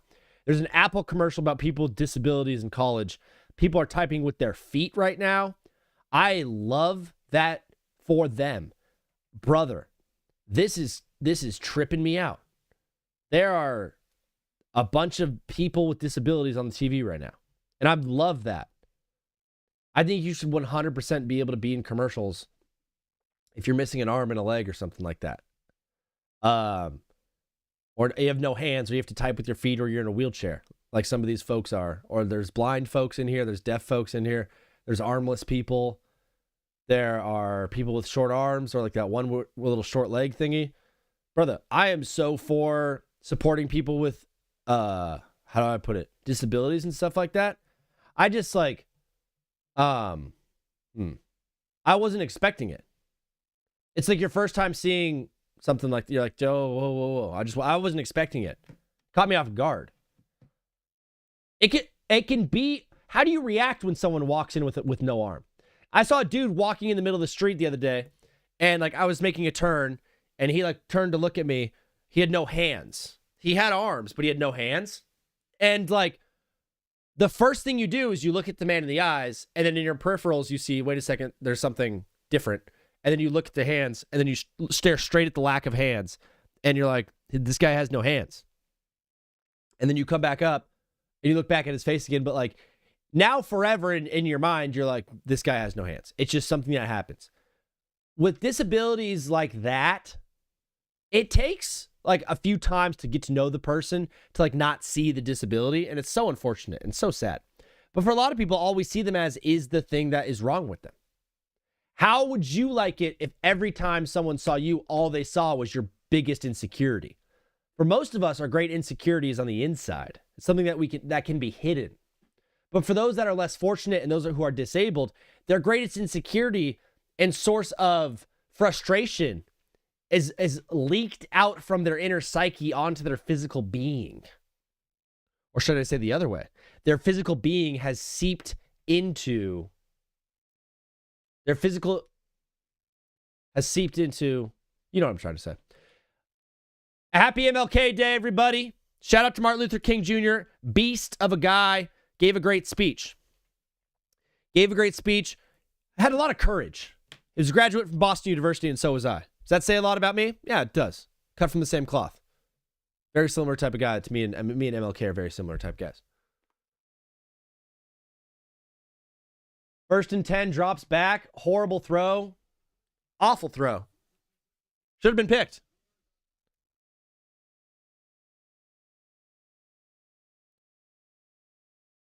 Should have been picked.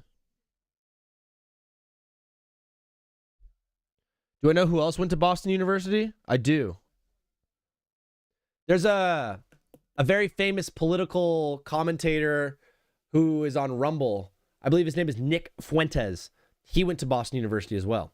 So it's crazy that we have Martin Luther King Jr. on one side of the BU alumnus, and then you have another side of the BU alumnus. Another pass just locked down. 5 is just locking that guy down. Nick Fuentes. Pretty funny. Howard Stern also. Howard Stern. That's weird. Jimmy. Mine's LeBron. That's such a bad take. L take. He didn't even play basketball. Mine's LeBron. Very L take. 210, incomplete, locks. Number 5 locked down right there. 3rd and 10.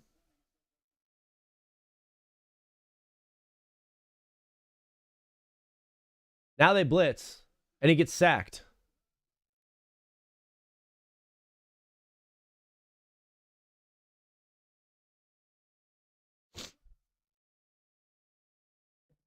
Oh no, Miami. Himmy, that's crazy. He doesn't even play basketball. If you said Michael Jordan, I would be like, okay, yeah, that makes sense. Nick Fuentes doesn't even play basketball, bro.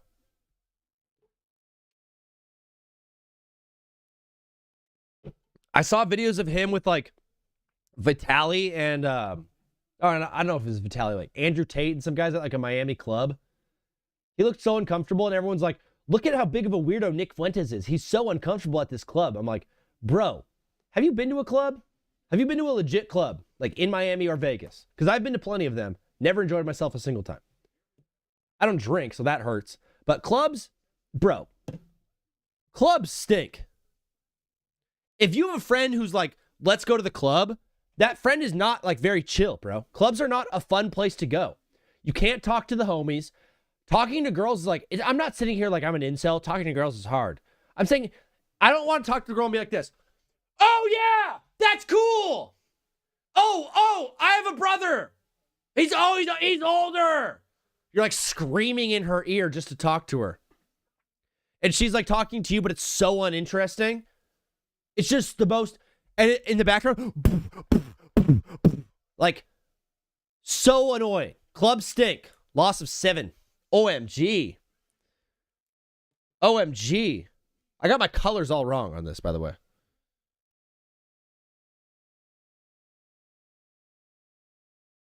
First and 10, outside zone. Run outside with Black. Wow, Ruben Bain made a great play. Oh, no, that was Hemby.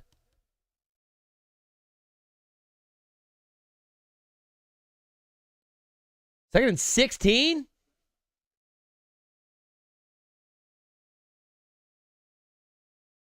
Run middle for 1 yard. Where do I see the chat at? I have Twitch up on my main, and then I have on OBS. I'll take a picture of it. Put it in the Discord. This is the setup.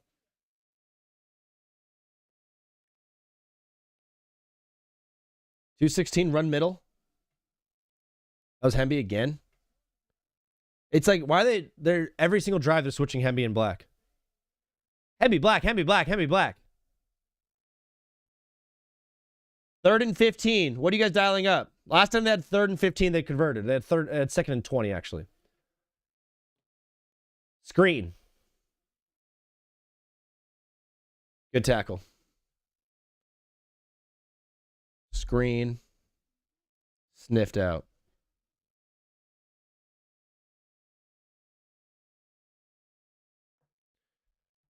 Where do you see the chat at? Can we watch it? What are you trying to watch, brother? Oh, Jaden just showed up.